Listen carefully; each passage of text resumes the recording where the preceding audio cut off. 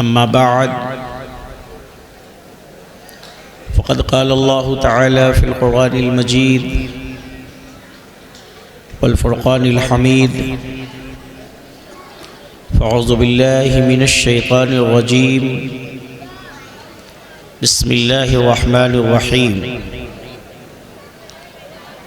محمد رسول الله والذين معه أشداء على الكفار رحماء بينهم صدق الله المولانا العظيم وبلغنا رسوله النبي الأمين المتين المبين الكريم ونحن على ذلك لمن الشاهدين والشاكرين والذاكرين والآمنين والحمد لله رب العالمين۔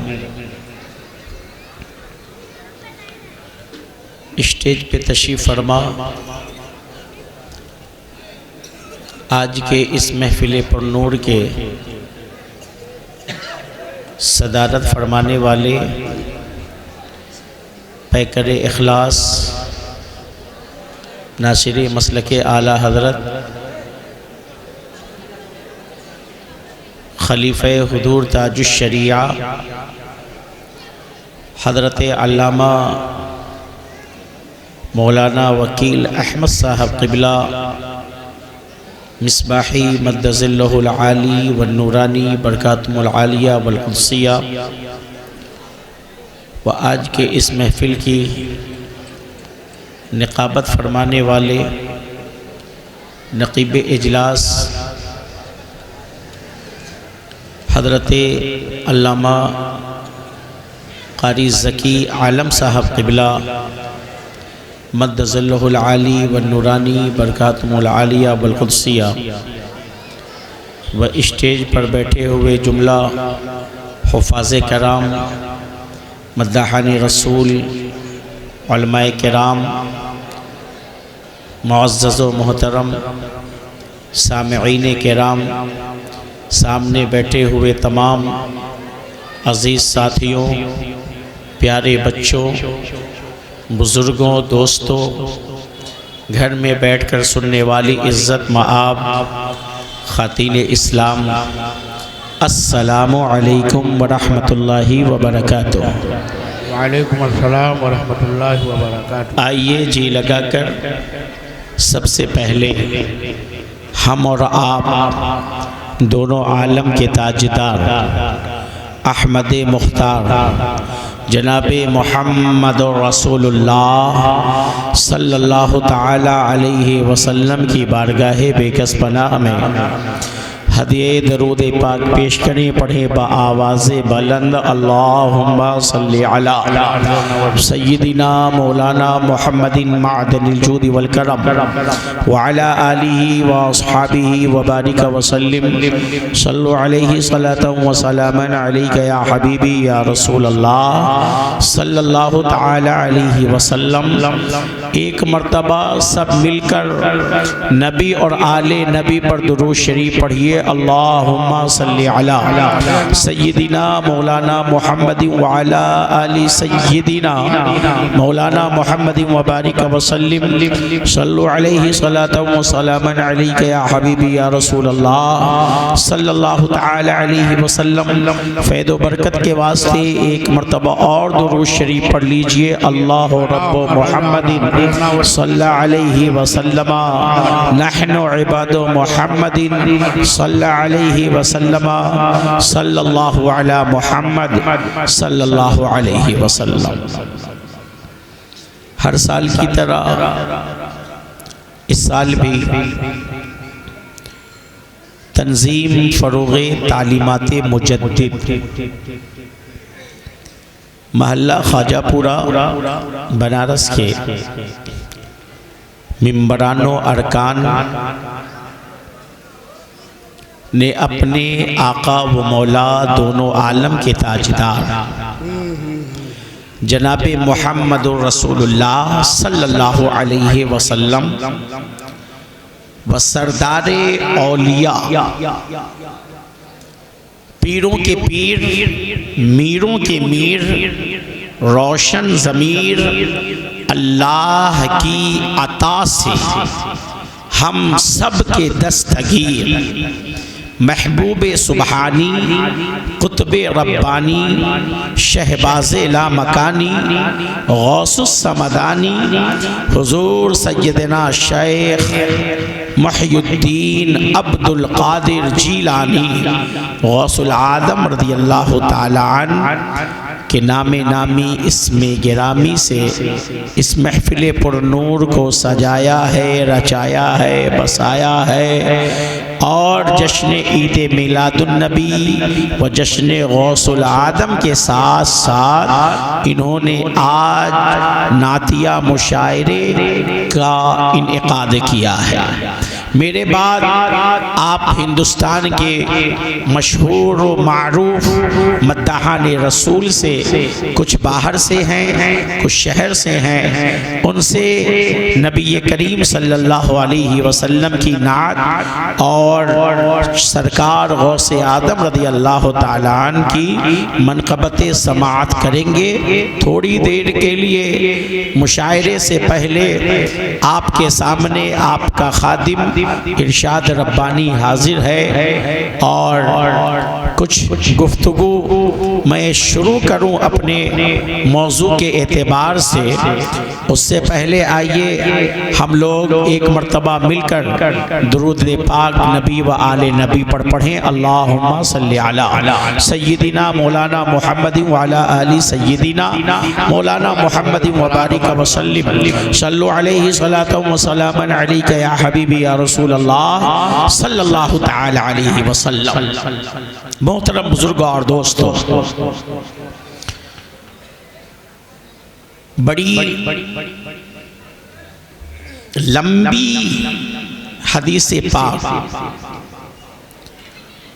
کا ترجمہ، مفہوم اور اس میں جو ہمارے لیے نصیحت ہے، سبق ہے، اس پر گفتگو میں کروں گا، اور پہلے ہی کہہ دے رہا ہوں کہ بات مکمل نہیں ہو پائے گی، آدھے میں ہی چھوڑ کر کے جاؤں گا، اور انشاءاللہ تعالی پھر آدھے سے آگے اگر میری حیات رہی اور آپ کا جلسہ ہوا، آپ نے مجھے یاد کیا، تو پھر آگے کی باتیں انشاءاللہ تعالی کبھی آ کر کے بیان کر دوں گا، اس لیے کہ آج ہی محلہ قاضی سعد اللہ پورہ میں حضرت پہاڑی شہید رحمت اللہ تعالی علیہ کا عرس پاک ہے، اور یہاں سے خالی ہونے کے بعد مجھے پھر وہاں بھی تقریر کرنے کے واسطے جانا ہے، لہذا بہت زیادہ وقت میرے پاس ہے نہیں،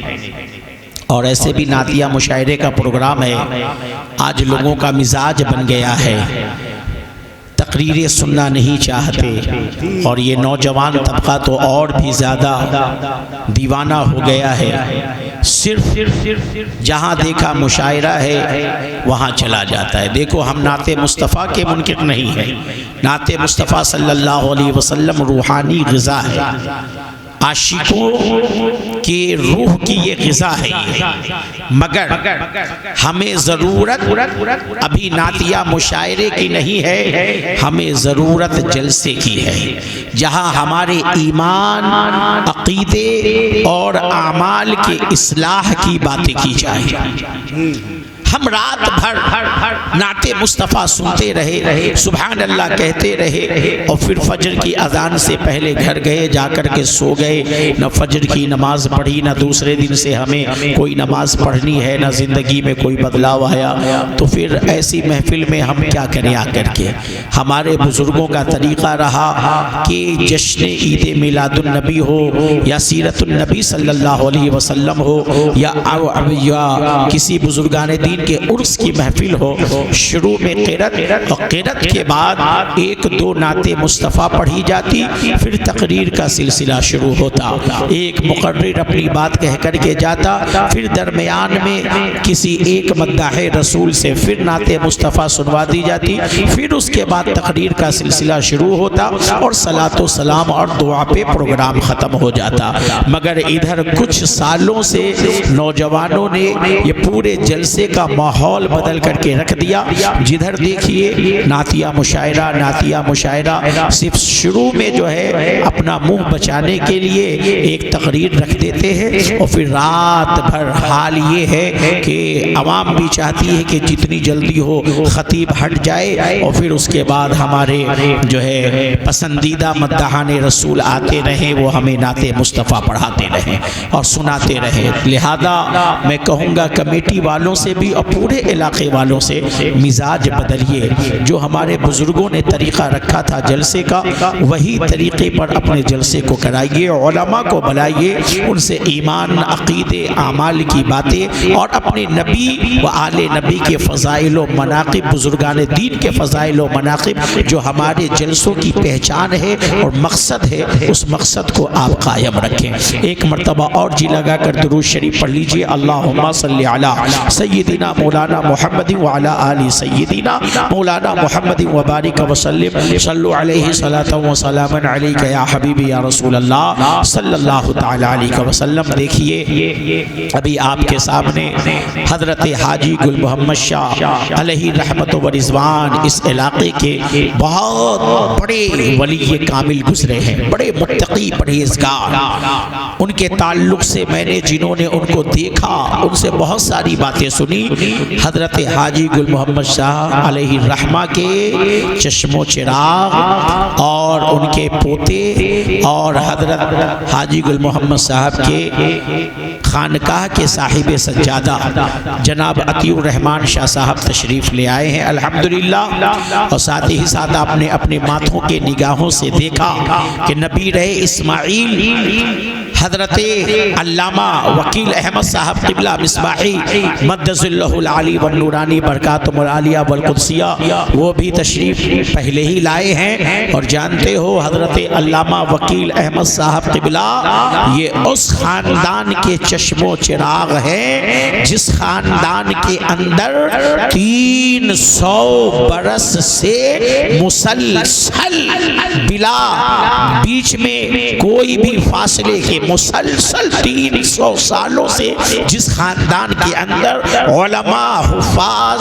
اور اللہ کے نیک بندے آتے رہے، آج بھی الحمدللہ ان کے خاندان میں کئی حافظ اور کئی عالم موجود ہیں، اور یہ سلسلہ 300 برسوں سے چل رہا ہے۔ میری دعا ہے پروردگار عالم اس سلسلے کو قیامت تک حضرت کے خاندان میں جاری و ساری فرمائے۔ آمین۔ تو حضرت کا خاندان اس علاقے کا بڑا مشہور خاندان ہے۔ کچی باغ کی سرزمین پر بڑے مولانا صاحب کے نام سے جو خاندان اور جو گھرانہ جانا گیا، بڑے مولانا صاحب جسے کہا گیا وہ کوئی اور نہیں حضرت علامہ وکیل احمد صاحب قبلہ مدد اللہ العالی کے جد اعلیٰ حضرت سیدی سرکار حضرت علامہ مولانا الشاہ اسماعیل بابا علیہ رحمت و رضوان کی ذات بابرکات ہے، اور حضرت اسماعیل بابا کی یہ تاریخ بڑی مشہور ہے کہ بنارس کی سرزمین پر جب بھی مندہ پڑا یا جب بھی قحط سالی ہوئی تو بنارس کے لوگ اپنے کاروبار کو بند کرتے تھے، اور کاروبار بند کرنے کے بعد ندی کے اس پار پرانے پل کے علاقے میں عیدگاہ کے علاقے میں چلے جاتے اور کل پڑھیا کے نام سے وہاں پر ذکر و اذکار کرتے، اللہ کے نیک بندوں سے دعائیں کرواتے، ان دعاؤں کی برکتوں سے اللہ تعالی قحط سالی دور فرما دیتا، مندے کو دور فرما دیتا، بارش نہیں ہو رہی ہے تو بارشیں برسوا دیا کرتا۔ حضرت مولانا اسماعیل بابا علیہ رحمت و رضوان کا زمانہ ہے، بنارس کی سرزمین پر قحط پڑ گیا، بارش بند ہو گئی، ہر ہر طرف سوکھا ہی سوکھا ہے. پورا یہ ورونا ندی اور یہ پورے کے پورے ندی کے اندر بالو ہی بالو نظر آ رہے ہیں. پوری ندی سوکھ کر کے خشک بنی ہے. اہل بنارس پریشان تھے. آخر پورے علاقے کے ذمہ داروں نے یہ بیٹھ کر کے فیصلہ لیا کہ ہمیں چاہیے اپنے رب کو منائیں, اپنے رب سے معافی مانگے, اپنے رب کو راضی کریں. اس کے لیے کاروبار بند کر دیا جائے. کاروبار بند کر کے ہم کل پڑھیا کرتے ہیں, ذکر و اذکار کرتے ہیں. تمام اہل بنارس ہے چلے گئے سارے کاروبار کو بند کر کے ندی کے اس پار. ایک دن گزر گیا, دوسرا دن گزر گیا, ایک ایک لوگ آتے جا رہے ہیں, دعا کرتے جا رہے ہیں, مگر موسم میں کوئی تبدیلی پیدا نہیں ہو رہی ہے. آخر ذمہ داروں نے یہ فیصلہ کیا اب کل تیسرے دن کی دعا کوئی اور نہیں کرے گا. بڑے مولانا صاحب حضرت علامہ الشاہ اسماعیل بابا علیہ رحمہ فرمائیں گے. لوگ حضرت علامہ اسماعیل بابا کی بارگاہ میں پہنچے. سرکار آج 2 دن ہو گئے ہیں ہمیں کل پڑھیا کرتے ہوئے, بارش نہیں ہو رہی ہے, موسم میں کوئی تبدیلی پیدا نہیں ہو رہی ہے. فلاں فلاں بڑے بزرگان دین نے دعا کر دی ہے, فلاں عالم نے دعا کر دی ہے. آج ہم لوگ آپ کے پاس اس لیے آئے ہیں کہ کل آخری دن ہے اور کل کی دعا کوئی اور نہیں. ہم چاہتے ہیں بڑے مولانا صاحب آپ فرما دیجئے. حضرت علامہ اسماعیل بابا ہے, انکساری ہے مزاج میں, عاجزی ہے مزاج میں, خاکساری ہے مزاج میں. ارشاد فرمایا ارے فلاں کو بلا لو, فلاں کو لے جاؤ, ان کو لے جاؤ, وہ بڑے نیک ہے. کہاں مجھ گنہگار کے پاس آ گئے ہو, میں کیا دعا کروں گا, میری دعا سے کہاں بارش ہونے والی ہے. مگر اہل بنارس آپ کے تقوی پرہیزگاری, آپ کے مزاج کی عاجزی و انکساری کو جانتے تھے. عرض کرنے لگے حضور ہم سب نے فیصلہ کر لیا ہے, کل کی دعا آپ ہی کو کرنی ہے, کوئی اور نہیں کرے گا. حضرت علامہ اسماعیل بابا کا راضی ہو گئے بہت زیادہ ضد کرنے پر. اور اس کے بعد دوسرا دن ہو رہا ہے. حضرت علامہ اسماعیل بابا فجر کی نماز ادا فرماتے ہیں, اپنی اہلیہ محترمہ سے فرماتے ہیں دیکھو اہل بنارس کے اصرار پر آج میں دعا کے لیے جا رہا ہوں, مگر سنو تم یہاں گھر میں بیٹھ کر اللہ سے دعا کرو, پروردگار عالم میری لاج رکھ لے, میری دعا کو سن لے. ادھر گھر کے اندر حضرت کی دادی جان دعا کر رہی ہے, ادھر اہل بنارس کے ساتھ حضرت علامہ اسماعیل بابا پرانے پل کی طرف جا رہے ہیں. مخالفین ہنس رہے ہیں, منکرین مسخرہ پن کر رہے ہیں. ارے بڑے بڑے نے دعا کی ہے, کوئی سنوائی نہیں ہوئی. آج یہ مولانا صاحب جا رہے ہیں, ان کی دعا سے کیا ہونے والا ہے. مگر حضرت علامہ اسماعیل بابا اپنے نبی کو یاد کرتے ہوئے غوث و خواجہ کی بارگاہ میں عرضی لگاتے ہوئے, رب سے لو لگاتے ہوئے, زبان پر ذکر مصطفیٰ ذکر خدا لیے ہوئے جب پرانے پل کی دھرتی پر پہنچتے ہیں اور خلق بڑھیا کے بعد علامہ اسماعیل بابا علیہ الرحمہ نے جب اپنے ہاتھ کو رب کی بارگاہ میں بلند کیا ہے اور دعائیں مانگنی شروع کی ہے, اللہ کی قسم تاریخ گواہ ہے, اہل بنارس جانتے ہیں حضرت علامہ اسماعیل بابا دعا کر رہے ہیں, بادل آسمان پر لگ رہا ہے, دعا کر رہے ہیں, گھٹائیں چھا رہی ہے, دعا کر رہے ہیں, بارش شروع ہو گئی ہے. اور اتنی برسات ہوئی, اتنی برسات ہوئی, گئے تھے تو پیدل ندی کو پار کیا تھا, واپس آ رہے ہیں تو کشتی میں سوار ہو. ماشاءاللہ, واہ واہ واہ واہ, یا رسول اللہ.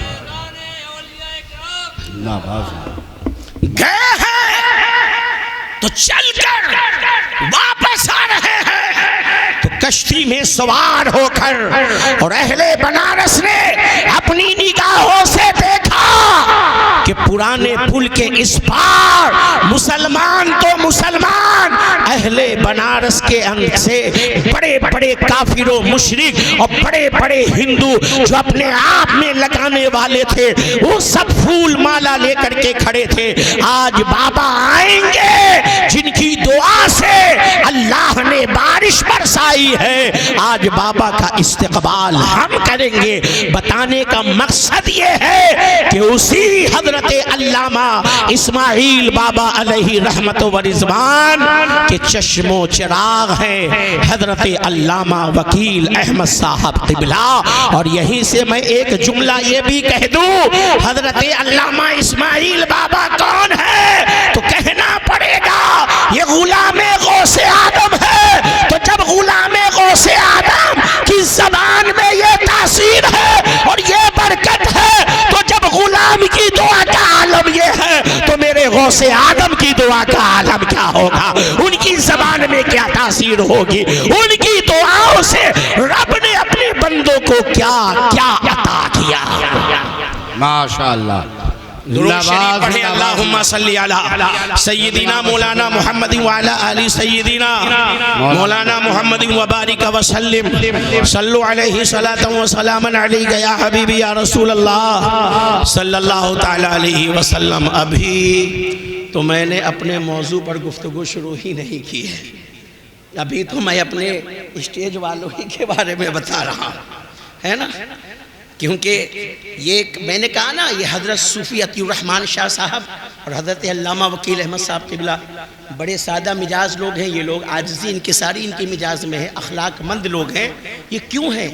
اس لیے کہ یہ اعلیٰ نسلوں سے تعلق رکھنے والے لوگ ہیں. یہ وہ لوگ ہیں کہ جن کے باپ دادا اللہ کے ولی تھے الحمدللہ.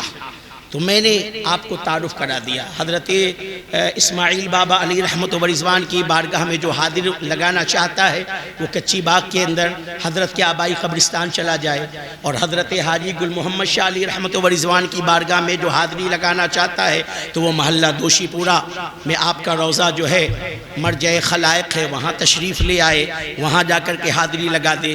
تو یہ محلہ خواجہ پورہ کے کمیٹی فروغ مجدد کے لوگ بڑے ہی جو ہے الحمدللہ چالاک لوگ ہیں کہ مجھ جیسے گنہگار کو پیچھے سے دعاؤں کا سہارا دینے کے لیے اتنے بڑے بڑے بزرگوں کو لا کر کے بٹھا دیا ہے الحمدللہ. اور ان کی موجودگی میں مجھ جیسے گنہگار کا خطاب کروایا جا رہا ہے. اللہ سے دعا ہے کہ پروردگار عالم میں جو بیان کروں خود مجھ گنہگار کو عمل کرنے کی توفیق عطا فرما. محترم حضرات, میرے پیارے آقا صلی اللہ علیہ وسلم ساتھ میں ہے جناب صدیق اکبر, ان کے ساتھ میں ہے جناب فاروق اعظم, ان کے ساتھ میں ہے جناب عثمان غنی.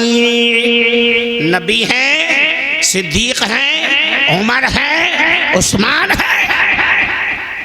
آپ کہیں گے ربانی میاں ارے بھلا نبی ہوں, صدیق ہوں, عمر ہوں, علی ہوں, عمر ہو, عثمان ہو, اور ساتھ میں علی نہ ہو. آپ نے کہا نبی کے ساتھ صدیق ہیں, عمر ہیں, عثمان ہیں. تو سنو, نبی ہیں, صدیق ہیں, عمر ہیں, عثمان ہیں. نبی آگے آگے, پیچھے پیچھے صدیق اکبر, ان کے ساتھ حضرت عمر, ان کے ساتھ حضرت عثمان. چلے جا رہے ہیں, جا کہاں رہے ہیں؟ حضرت مولا کائنات شیر خدا مشکل کشا فاتح خیبر حضرت مولا علی رضی اللہ تعالی عنہ کے گھر. اللہ کے پیارے نبی دروازے پر حاضر ہوئے, ساتھ میں یہ تینوں صحابی ہیں. دروازے پر دستک دی گئی, جناب علی باہر نکلے, دیکھا میرے دروازے پر نبی ہیں, ساتھ میں صدیق اکبر ہیں, حضرت عمر ہیں, حضرت عثمان ہیں.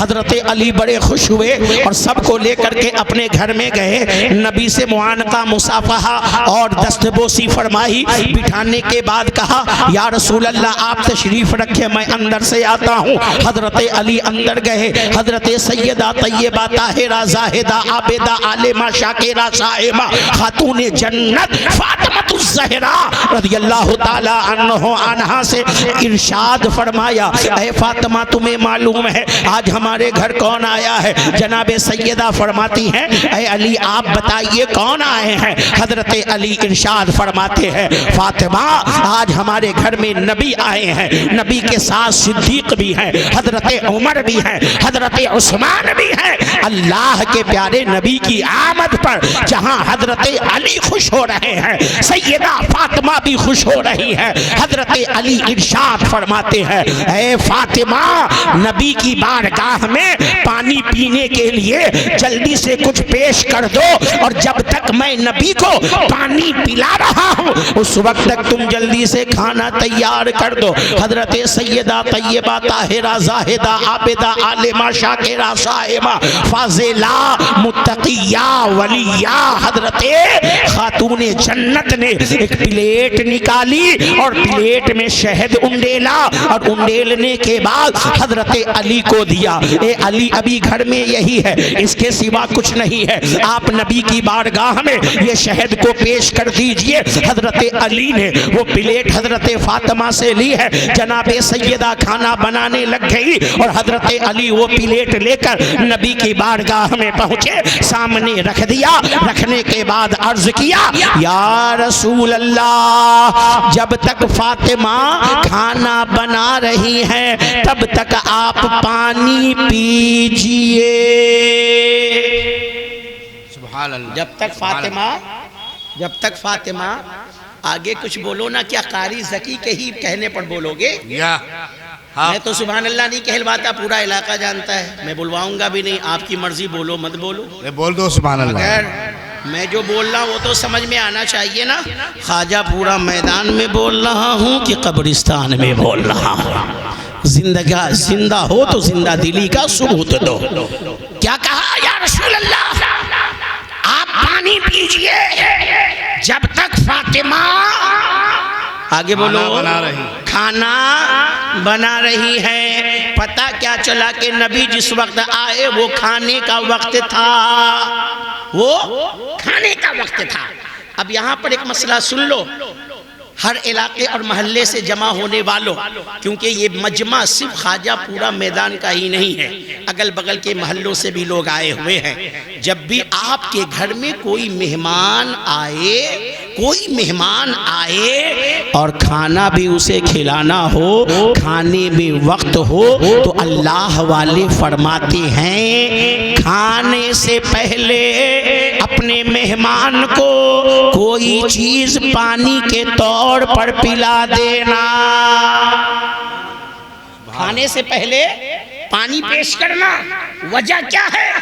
آپ کا مہمان آ کر کے بیٹھا، قاری ذکی صاحب آئے، کمرے میں گئے، بیٹھے، 5 منٹ ہو گیا، 10 منٹ ہو گیا، 15 منٹ ہو گیا، نہ نمکین کی پلیٹ، نہ کافی، نہ چائے، نہ پانی، نہ پان۔ قاری ذکی سوچنے لگے یا اللہ ایسا تو نہیں کہ کسی ایک نے مجھ کو بلا لیا ہے اور باقی کمیٹی والے کو میرا آنا پسند نہیں ہوا، اتنا وقت ہو گیا ابھی تک کچھ بھی سامنے نہیں آیا۔ تو یہی فرماتے ہیں بزرگان دین کہ مہمان کے دل میں کسی طرح کا خیال اور وسوسہ نہ پیدا ہو، اس لیے کھانے میں دیر ہو تو فوراً کوئی چیز لا کر کے سامنے رکھ دو، پانی پلا دو، تاکہ مہمان مطمئن ہو جائے میرا آنا میزبان کو خوشی کا جو ہے پیغام دے رہا ہے، میرے آنے پر مہمان خوش ہوئے ہیں، تبھی تو جلدی جلدی ضیافت کر رہے ہیں۔ فرمایا اللہ والوں نے گھر میں کچھ نہیں ہے تو کم سے کم ایک گلاس پانی ہی پلا دو۔ گھر میں کچھ نہیں ہے، ایک گلاس کم سے کم پانی ہی پلا دو۔ تو حضرت مولا علی نے کہا فاطمہ پانی پینے کے لیے پہلے دو، کھانا بناؤ۔ حضرت فاطمہ کھانا بنانے لگی اور حضرت علی شہد کی پلیٹ لے کر کے نبی کے پاس آئے، یا رسول اللہ شہد کو نوش فرمائیے۔ اللہ کے نبی نے جیسے ہی اپنی رسالت والی انگشت مبارک شہد کے پلیٹ میں ڈالنی چاہیے۔ نگاہ نبوت نے دیکھا کہ پلیٹ میں شہد ہے اور شہد میں ایک بال ہے۔ کیا ہے؟ بال۔ بال جو ہے نا، یہ داڑھی ہے، سر کے بال۔ کہا شہد میں ایک بال تھا۔ اللہ کے پیارے نبی صلی اللہ علیہ وسلم نے صدیق و عمر و عثمان و علی سے ارشاد فرمایا، اے میرے صحابہ، جب تک کھانا بن رہا ہے، جب تک کھانا بن رہا ہے، تب تک دل لگی کی باتیں کرو۔ کیا کرنا ہے؟ کیا کرنا ہے؟ دل لگی کی باتیں۔ نبی نے صحابہ سے فرمایا دل لگی کی باتیں۔ پتہ یہ چلا کہ اللہ کے پیارے نبی کے اصحاب نبی کی بارگاہ میں، نبی کی موجودگی میں دل لگی کی باتیں بھی کیا کرتے تھے۔ مگر سنو، نبی کی بارگاہ میں دل لگی کی باتیں کیسی ہوتی ہے؟ اور آج اے میرے نوجوان، میرے جگر کا ٹکڑے، میرے امام الانبیاء کے غلاموں، آپ بھی دل لگی کرتے ہو، مگر آپ کا دل لگی کیسا ہے؟ آپ نے چار دوست بیٹھ گئے، بیٹھنے کے بعد دوست کہنے لگے، ارے یار یہ کیا چپ چاپ بیٹھے ہو، ایسا کرو کچھ دل لگی ہو جائے۔ تو دوسرے دوست نے کہا کیا دل لگی کرنی ہے؟ تو دوست کہتا ہے موبائل نکالو، موبائل میں کیرم لگاؤ، کیرم کھیلتے ہیں دل لگی ہو جائے گی،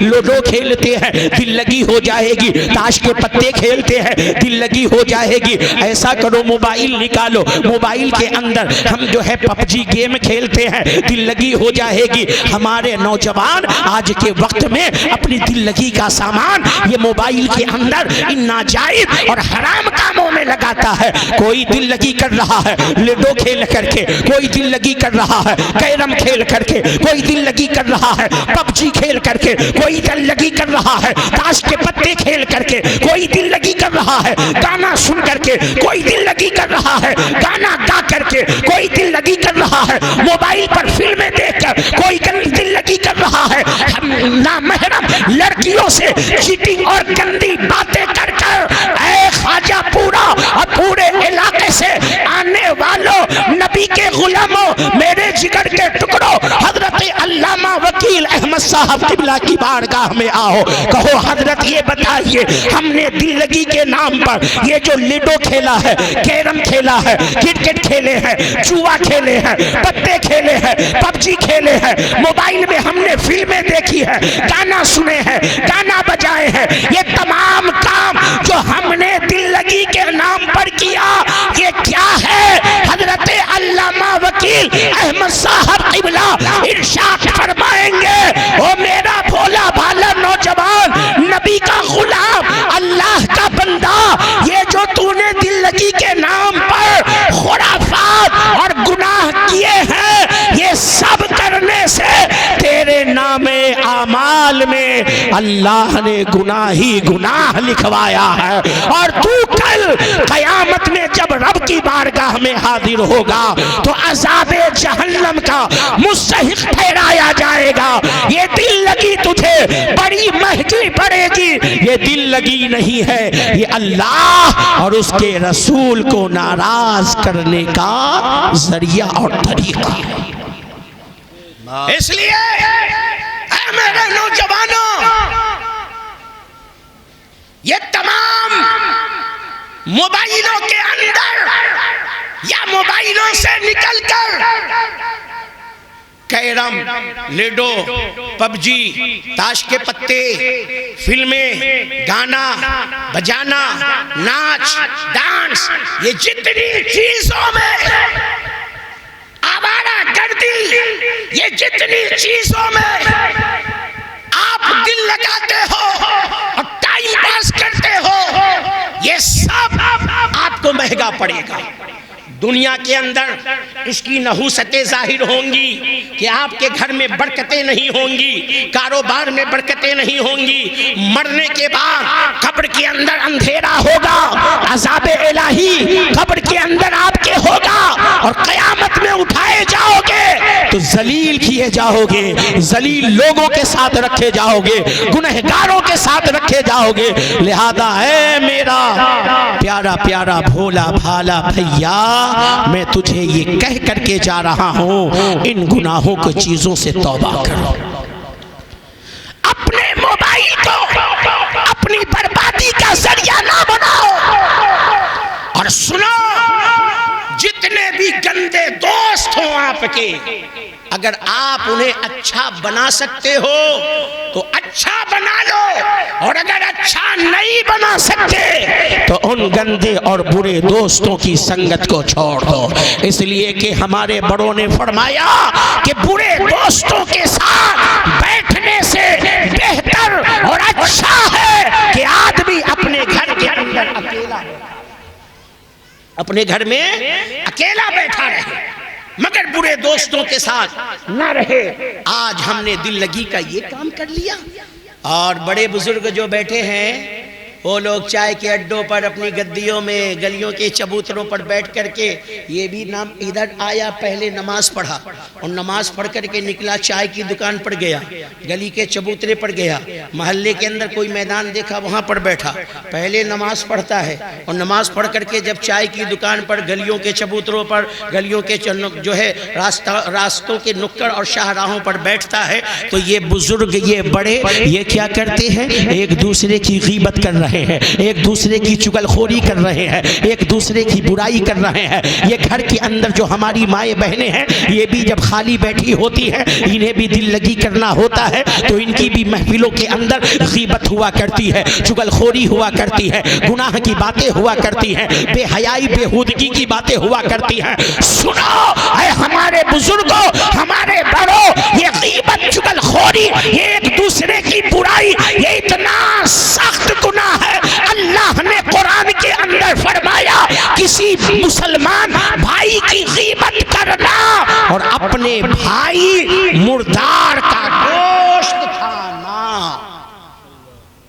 جی ہاں اتنا سخت گناہ ہے غیبت کا، غیبت کرنا اور اپنے مردے بھائی کا گوشت کھانا۔ بولو آپ سے اگر میں کہوں کہ اپنے مردے بھائی کا گوشت کھاؤ گے؟ بولو کھاؤ گے؟ تو غیبت کسی کی کیوں کرتے ہو؟ غیبت کیوں کرتے ہو؟ ایک راستے سے میرے آقا کریم صلی اللہ تعالی علیہ وسلم، دونوں عالم کے تاجدار، رسولوں کے رسول، اللہ کے پیارے محبوب گزر رہے ہیں۔ آپ کے کانوں میں آواز آئی، دو صحابی ہیں آپس میں کسی کی غیبت کر رہے ہیں۔ نبی آگے تشریف لے گئے، راستے میں ایک گدھا مرا پڑا ہوا تھا، نبی نے ارشاد فرمایا وہ دونوں جو ابھی باتیں کر رہے تھے ان دونوں کو بلا کر کے لے کر کے آؤ۔ صحابہ گئے، بلایا، کہا تجھے رسول اللہ نے بلایا ہے۔ اللہ کے پیارے نبی نے ارشاد فرمایا یہ مردہ گدھا پڑا ہوا ہے، تم دونوں اس کا گوشت کھا لو۔ کہنے لگے یا رسول اللہ یہ تو مردار ہے، یہ تو گدھا ہے، ہم اس کا گوشت بھلا کیوں کھائیں؟ نبی نے فرمایا ابھی تھوڑی دیر پہلے جو تم اپنے بھائی کی غیبت کر رہے تھے تو یہ بھی تو تم اپنے مردے بھائی کا گوشت کھا رہے تھے، تو جب تمہیں وہ یہ نہیں پسند ہے تو پھر اسے تم کیسے پسند کرتے ہو؟ لہذا اے میرے بھولے بھالے مسلمانوں، میرے جگر کے ٹکڑوں، امام الانبیاء کے غلاموں، غیبت سے، چغل خوری سے، ایک دوسرے کی برائی کرنے سے، گالی بکنے سے، فحش بکنے سے، بیہودہ بکنے سے اپنی زبان کو پاک کرو، اور اپنی زبان پر اگر کوئی چیز لانا ہے تو اللہ کا اور رسول کا ذکر جاری کرو، تلاوت قرآن اپنی زبان پر جاری کرو، نعت مصطفیٰ پڑھو، ولیوں کا تذکرہ کرو۔ دنیا کی باتیں کرنی ہے تو جائز باتیں کرو، سچی باتیں کرو، اچھی باتیں کرو، جس میں نہ جھوٹ ہو، نہ دھوکہ ہو، نہ وعدہ خلافی ہو، نہ فریب ہو، نہ مکاری ہو۔ دل لگی کے نام پر بھی کسی گناہ کو کرنے کی اجازت ہرگز شریعت آپ کو نہیں دے گی۔ لہذا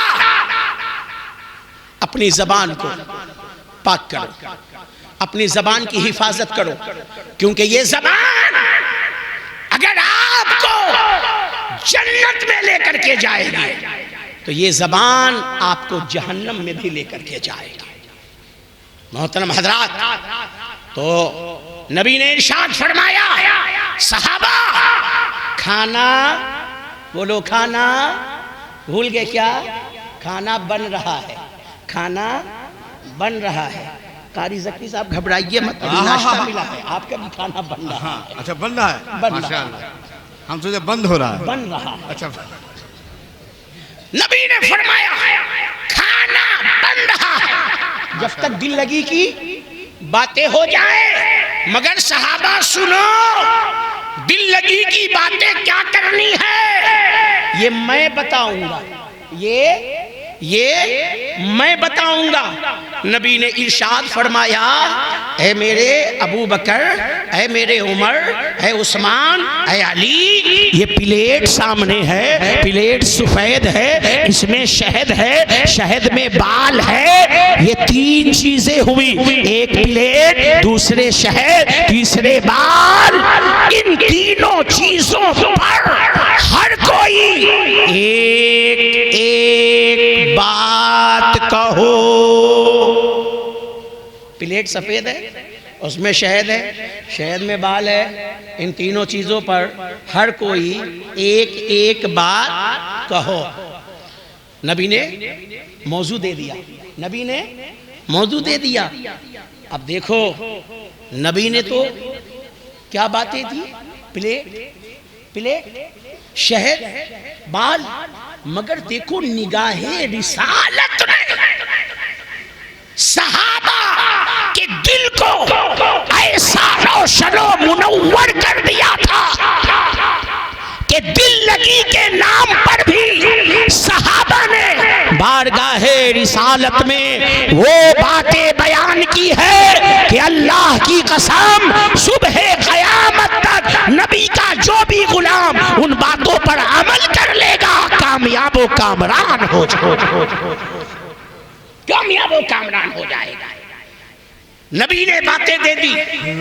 اب حضرت صدیق اکبر کے چہرے کی طرف حضرت عمر بھی دیکھ رہے ہیں، حضرت عثمان بھی دیکھ رہے ہیں، حضرت علی بھی دیکھ رہے ہیں، حضرت ابو بکر نبی کو دیکھ رہے ہیں، عمر ابو بکر کو دیکھ رہے ہیں، حضرت ابو بکر نبی کو دیکھ رہے ہیں، حضرت عمر ابو بکر کو دیکھ رہے ہیں، حضرت ابو بکر نبی کو دیکھ رہے ہیں، حضرت عثمان ابو بکر کو دیکھ رہے ہیں۔ کیوں دیکھ رہے ہیں؟ یہ سارے صحابی چاہے عمر ہو، چاہے عثمان ہو، چاہے علی ہو، یہ دیکھ رہے ہیں کہ نبی نے فرما دیا اب سب سے پہلے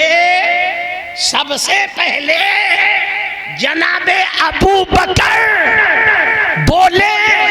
پتہ یہ چلا کہ نبی کی بارگاہ میں صحابہ موجود ہوتے اور اس میں جناب صدیق اکبر ہوتے، تو جناب صدیق اکبر کی موجودگی میں جب نبی اپنے صحابہ سے کوئی رائے مشورہ کرتے یا کوئی سوال کرتے تو صدیق اکبر سے پہلے کوئی بھی صحابی نہیں بولا کرتے تھے، پہلے ابو بکر کلام فرماتے تھے، پھر دوسرے صحابہ گفتگو فرمایا کرتے تھے۔ اے میرے نوجوانوں، میں آپ کو ایک طریقہ دے کر کے جا رہا ہوں۔ آج آپ نوجوان ہو، کل آپ ادھیڑ ہوگے، محلے کی باغ ڈور آپ کے ہاتھوں میں آئے گی، محلے کے ذمہ دار آپ کے کاندھوں پر محلے کے بہت ساری ذمہ داری ڈالیں گے، اپنے پاس بلائیں گے، آپ سے رائے مشورہ کریں گے۔ تو محلے کے اندر جب بھی کوئی میٹنگ بیٹھے، جب بھی کوئی پنچایت بیٹھے، جب بھی کوئی رائے مشورہ ہو، یا وہ گھر کا ہو یا وہ محلے کا ہو یا وہ آپ کے خاندان کا ہو یا پورے سماج کا ہو، آپ کو بلایا جائے۔ آپ اگر چھوٹے ہیں اور وہاں پر بڑے بزرگ بیٹھے ہیں تو سنو، بڑے بزرگ کی موجودگی میں اپنے ذمہ داروں کی موجودگی میں، اپنے بڑوں کی موجودگی میں ان سے پہلے بولنا اور ان کی اجازت کے بغیر بولنا یہ بے ادبی ہے۔ بے شک کیا ہے بولو؟ کیا ہے؟ بے ادبی ہے۔ اپنے بڑوں کی موجودگی میں، اپنے بڑوں کی ذمہ داری میں کبھی بھی پہلے نہ بولا کرو، پہلے نہ بولا کرو، خاموشی کے ساتھ بیٹھے رہو اور ان کے بولنے کا انتظار کرو۔ جب آپ کے ذمہ دار، جب آپ کے بڑے اپنی باتیں بول چکے، اپنی باتیں کہہ چکے، پھر وہ آپ کی طرف اشارہ کریں کہ تم بھی کچھ بولو، تب بولنا۔ اور اگر وہ آپ کی طرف اشارہ نہ کریں اور کچھ نہ کہیں تو پہلے اجازت لینا۔ اگر آپ کی اجازت ہو تو میں بھی کچھ کہنا چاہتا ہوں، وہ جب اجازت دے تب بولنا، اس لیے کہ بڑوں سے پہلے بولنا یہ بے ادبی ہے۔ اور آج کا نوجوان یہ سوچتا ہے یہ بڑے لوگ تو پرانے زمانے کے لوگ ہیں، ہم نئے زمانے کے ہیں، ہم بڑے قابل ہیں، یہ لوگ تو لالٹین کے زمانے کے ہیں اور ہم لوگ تو لائٹ کے زمانے کے ہیں، ہم لوگ تو کمپیوٹر کے زمانے کے ہیں، انہوں نے تو جو ہے یہ چھوٹے چھوٹے پرائمری اسکولوں میں پڑھا ہے اور ہم نے تو بی اے ایم اے اور نہ جانے کون کون سی ڈگری لے لی ہے، تو ہم تو زیادہ قابل ہیں، اس لیے ہمیں اجازت لینے کی ضرورت کیا ہے یا ہمیں ان کا انتظار کرنے کی ضرورت کیا ہے؟ ہم پہلے اپنی بات کہتے ہیں کیونکہ ہمارے پاس علم ہے۔ سنو، جو علم آپ کو ادب نہ سکھا سکے وہ علم نہیں ہے، وہ جہالت ہے۔ علم وہ ہے جو انسان کو با ادب بنائے، علم وہ نہیں جو انسان کو بے ادب بنائے۔ اس لیے با ادب بنو گے تو با نصیب بن جاؤ گے، بے ادب بنو گے بے نصیب بنو گے۔ اپنے بڑوں کی عزت آج آپ کرو گے تو کل آپ کے چھوٹے آپ کی عزت کریں گے۔ بات سمجھ میں آ رہی ہے نا؟ سبحان اللہ۔ آج آپ اپنے بڑوں کی عزت کرو گے تو کل آپ کے چھوٹے آپ کی عزت کریں گے، اور اگر آپ نے اپنے بزرگوں کی عزت نہ کی تو پھر اپنے چھوٹوں سے اپنی عزت کروانے کی امید ہرگز نہ رکھنا۔ تو صدیق اکبر کی موجودگی میں کوئی صحابی نہیں بولتے تھے، کیوں؟ اس لیے کہ حضرت سیدنا صدیق اکبر سب سے بزرگ تھے اور ان کا مقام و مرتبہ یہ ہے کہ دنیا کے اندر جتنے بھی انسان ہیں ان تمام انسانوں میں انبیاء کی جماعت کو چھوڑ کر، جماعت انبیاء کو چھوڑ کر جتنے بھی دنیا میں انسان ہیں حضرت آدم علیہ السلام کے وقت سے لے کر قیامت تک ان سارے انسانوں میں سب سے بزرگ، سب سے افضل، سب سے اعلیٰ اگر کسی کی ذات ہے تو وہ میرے نبی کے یار حضرت سیدنا صدیق اکبر رضی اللہ تعالی عنہ کی ذات۔ ماشاءاللہ، نعرہ تکبیر، نعرہ رسالت، جشن عید میلاد النبی، علماء اہل سنت۔ حضرت سیدنا صدیق اکبر رضی اللہ تعالیٰ عنہ بارگاہ نبی میں عرض کرتے ہیں یا رسول اللہ اجازت ہو تو سب سے پہلے میں 3 باتیں کہنا چاہتا ہوں۔ نبی نے ارشاد فرمایا ابو بکر اجازت ہے، بولو کیا کہتے ہو؟ حضرت صدیق اکبر اپنے مزاج کے حساب سے، اپنے مزاج کے حساب سے گفتگو شروع کرتے ہیں، عرض کرتے ہیں یا رسول اللہ میں ابو بکر یہ کہتا ہوں یہ پلیٹ جتنی سفید ہے، جتنی روشن ہے، جتنی چمکدار ہے، یہ پلیٹ جتنی سفید ہے، جتنی روشن ہے، جتنی چمکدار ہے، اس سے زیادہ روشن، چمکدار اور سفید یا رسول اللہ اگر کوئی چیز ہے تو وہ ہے ایمان۔ کیا چیز بولو؟ ایمان۔ ایمان کیا چیز؟ ایمان کیا ہے؟ لا الہ الا اللہ محمد رسول اللہ۔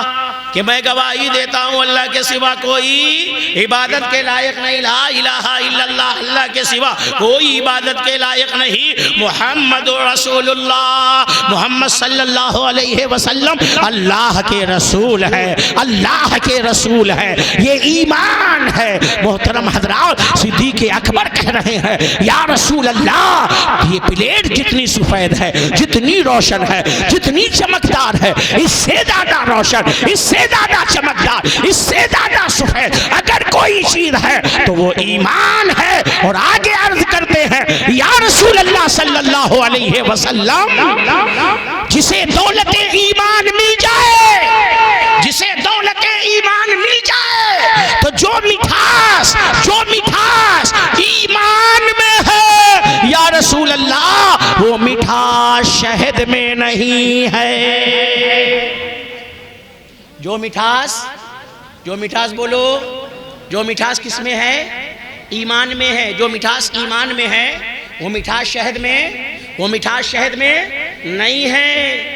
ایمان اس چیز کا نام ہے، ایمان اس چیز کا نام ہے، اور اس کے مٹھاس کو اگر محسوس کرنا ہے تو صبح اٹھا کرو نا تو بستر چھوڑنے سے پہلے اپنے رب کو یاد کر لیا کرو، اپنے رسول کو یاد کر لیا کرو، درود شریف پڑھ لیا کرو، کلمے کا ورد کر لیا کرو، اور جب رات میں سونے جایا کرو نا تو سونے سے پہلے اپنے رسول کو یاد کر لیا کرو، اپنے رب کو یاد کر لیا کرو، اپنے رسول اپنے رب کا ذکر کر لیا کرو، یعنی اٹھو تو کلمہ پڑھ لیا کرو، درود شریف پڑھ لیا کرو، جب سویا کرو تو سونے سے پہلے کلمہ پڑھ لیا کرو، درود شریف پڑھ لیا کرو، مگر کلمہ اور درود شریف اٹھ کر کے پڑھنا اور سونے سے پہلے پڑھنا، یہ تو ہمارے بزرگوں کا طریقہ تھا۔ آج کا یہ لچا لفنگا آوارہ، یہ تو سوتا بھی ہے تو موبائل دیکھ کر کے، اور اٹھتا بھی ہے تو موبائل دیکھ کر کے۔ کیا بات، اٹھے گا نا، آج کے یہ نوجوان کو دیکھنا، اٹھیں گے نا تو سب سے پہلے ابھی بستر پر لیٹا ہے، آنکھیں پوری کھلی نہیں، اور ہاتھ ابے کیا ڈھونڈ رہا ہے، اور اگر مل گیا تب تو ٹھیک ہے، مل گیا تب تو ٹھیک ہے، اور نہیں ملا تو اتنا جھٹکے کے ساتھ اٹھ کے بیٹھے گا، لگ رہا ہے کہ اس کے گھر میں بم اسفوٹ ہو گیا،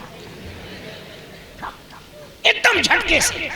موبائل کہاں ہے بےہودہ کہیں کا، اٹھ کر کے اللہ کا نام نہیں لیا، کلمہ نہیں پڑھا، رسول اللہ پر درود نہیں پڑھا، اللہ کا شکر نہیں ادا کیا کہ پروردگار تیرا شکر ہے کہ تو نے مجھے موت دی، یہ سونا بھی ایک موت ہے، یہ سونا بھی ایک موت ہے، کہ اللہ تو نے مجھے سلا دیا تھا اگر ہمیشہ کے لیے سو جاتا، مگر تیرا شکر ہے کہ تو نے مجھے پھر سے نیند کر دیا۔ اللہ کا شکر ادا نہیں کرتا ہے، یہ موبائل اسی کے پیچھے پڑا ہے، اٹھے گا تو پہلے موبائل دیکھے گا، اور سوئے گا بھی تو موبائل دیکھتے دیکھتے سو جائے گا۔ او میرے نوجوانوں، او میرے جگر کے ٹکڑوں، امام الانبیاء کے غلاموں، سونے سے پہلے بھی اللہ رسول کا ذکر کر کے سویا کرو، اور اٹھا بھی کرو تو سب سے پہلے اللہ رسول کو یاد کر کے پھر اپنے جو ہے دنیا کے کاموں میں لگا کرو، نمازوں کی پابندی کیا کرو، اور جب صبح شام کلمہ پڑھتے رہو گے تو پھر ایمان کی حلاوت ملتی رہے گی، اور آپ کہو گے اے نبی کے یار غار، آپ نے سچ فرمایا ہے، جو مٹھاس ایمان میں ہے وہ مٹھاس شہد میں نہیں ہے۔ اور آگے میرے سیدنا صدیق اکبر رضی اللہ تعالیٰ عنہ تیسری بات عرض کرتے ہیں یا رسول اللہ صلی اللہ علیہ وسلم، یہ پلیٹ جتنی سفید، جتنی روشن، جتنی چمکدار، اس سے زیادہ سفید، روشن و چمکدار ایمان ہے، اور جو مٹھاس ایمان میں ہے وہ مٹھاس شہد میں نہیں ہے۔ اور یا رسول اللہ، اپنے ایمان کو بچانا، اپنے ایمان کی حفاظت کرنا، اپنے ایمان کو بچانا، اپنے ایمان کی حفاظت کرنا، اے میرے پیارے آقا، اس بال سے بھی زیادہ نازک اور باریک کام ہے۔ بہت اچھے، ماشاءاللہ، سبحان اللہ۔ ایمان کو بچانا ایمان کو بچانا بال سے بھی زیادہ نازک اور باریک کام ہے۔ او میرے جگر کے ٹکڑوں، امام الانبیاء کے غلاموں، آج اس میدان میں جشن عید میلاد النبی کی محفل میں ربانی میاں تمہیں یہ درس دے کر کے جا رہا ہے، یہ تمہیں کہہ کر کے جا رہا ہے، سب لٹ جائے لٹنے دینا، کاروبار لٹ جائے، گھر بار لٹ جائے، اولاد لٹ جائے، سارا دولت لٹ جائے، لٹنے دینا، مگر اپنے ایمان کو کبھی لٹنے نہ دینا، ایمان کی حفاظت کرنا۔ اگر آپ کے سینے میں ایمان محفوظ ہے تو سب لٹ کر کے بھی آپ کامیاب رہو گے، اور اگر ایمان لٹ گیا تو سب بچا کر کے بھی آپ ناکام رہو گے۔ واہ واہ واہ یا رسول اللہ، زندہ باد اعلیٰ حضرت اعلیٰ۔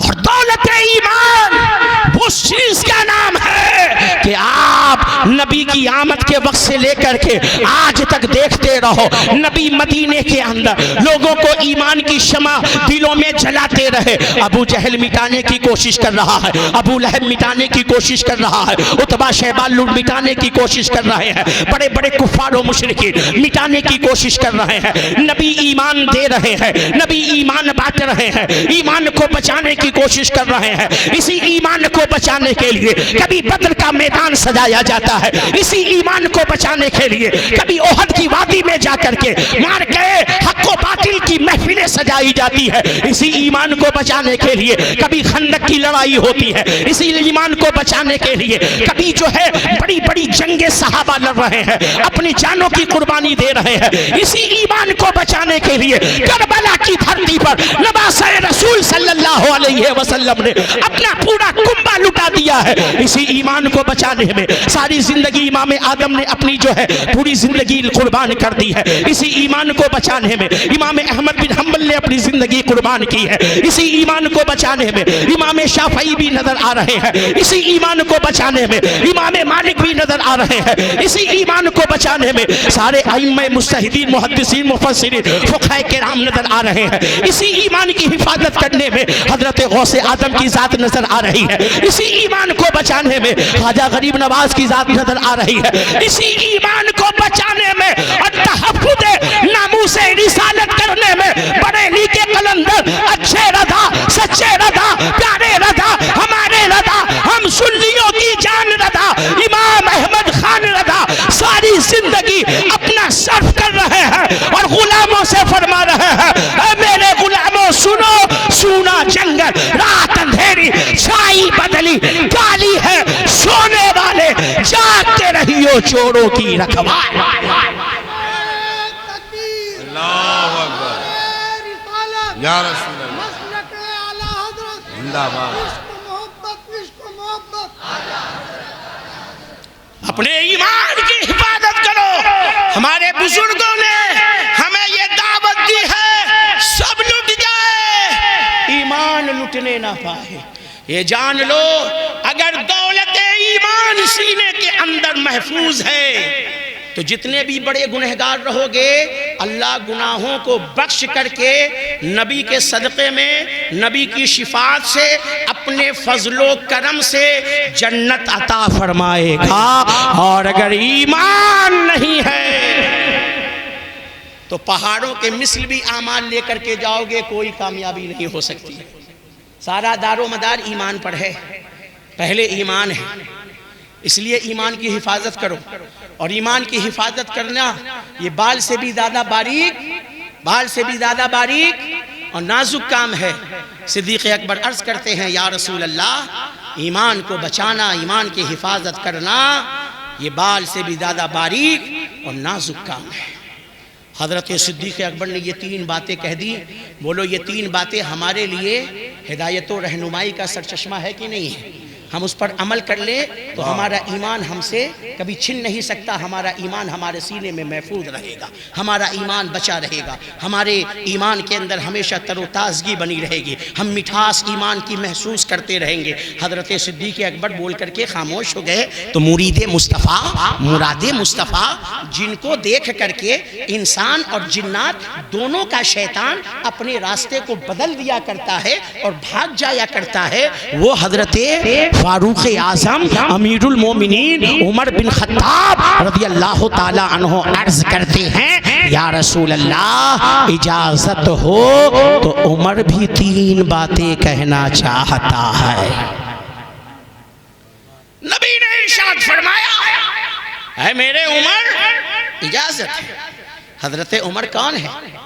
حضرت عمر اسلام کی عزت کا نام ہے, اسلام کی وقار کا نام ہے, اسلام کی بلندی کا نام ہے, اسلام کی آبرو کا نام ہے, اسلام کی آن کا نام ہے, اسلام کی شان کا نام ہے.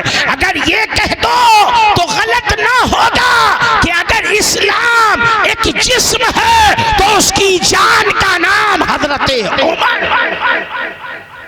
واہ واہ واہ. حضرت سیدنا فاروق اعظم عرض کرتے ہیں یا رسول اللہ میں عمر یہ کہتا ہوں اپنے مزاج کے حساب سے 25 لاکھ مربع میل پر حکومت کرنے والے حضرت صدیق اکبر نے کیا کہا, او پورے علاقے کے ذمہ داروں, بڑوں, سرپرستوں, اس بات کو غور سے سننا, اس لیے کہ اس میں آپ کے لیے نصیحت ہے اور آپ لوگ بھی غور سے سننا, کیونکہ ان کے بعد آپ کو باغ ڈور سنبھالنی ہے تو یہ آپ کے لیے بھی نصیحت ہے.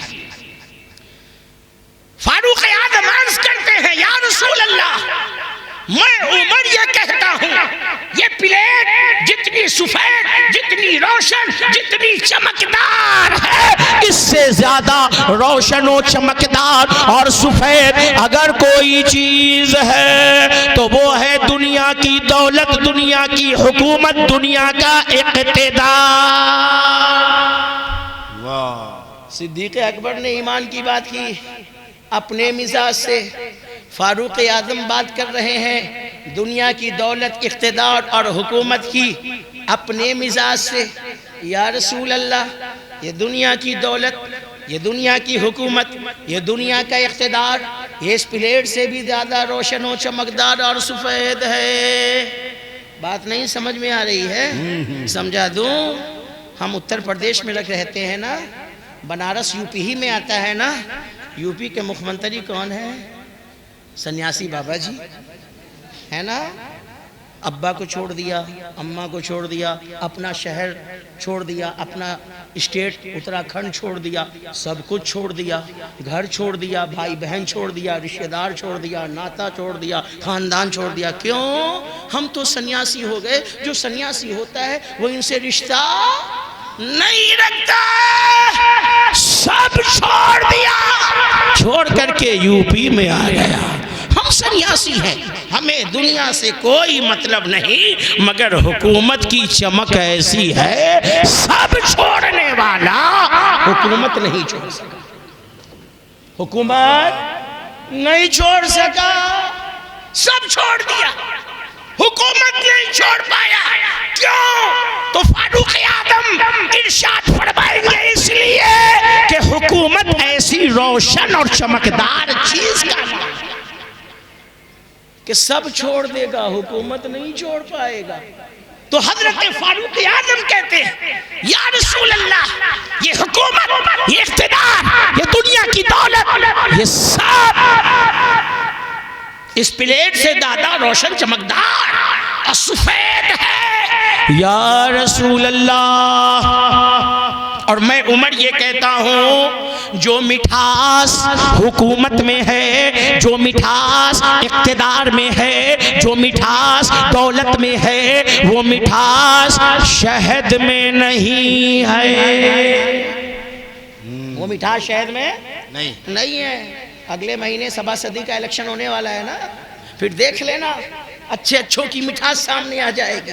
جسے کوئی نہیں پہچانتا ہے وہ بھی جھنڈا لے کر کے کھڑا ہو جائے گا، مجھ کو ووٹ دو، مجھے کو جیتاؤ۔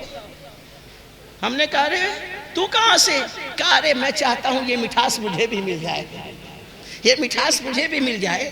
حکومت اتنی میٹھی چیز یہ ہے، اگر میں یہاں پر یہ گارنٹی دے دوں کہ تم کھڑا ہو جا، میں گارنٹی دیتا ہوں کہ تو جیت جائے گا، تو بدھو سے بدھو بھی ہوگا وہ بھی کھڑا ہو جائے گا۔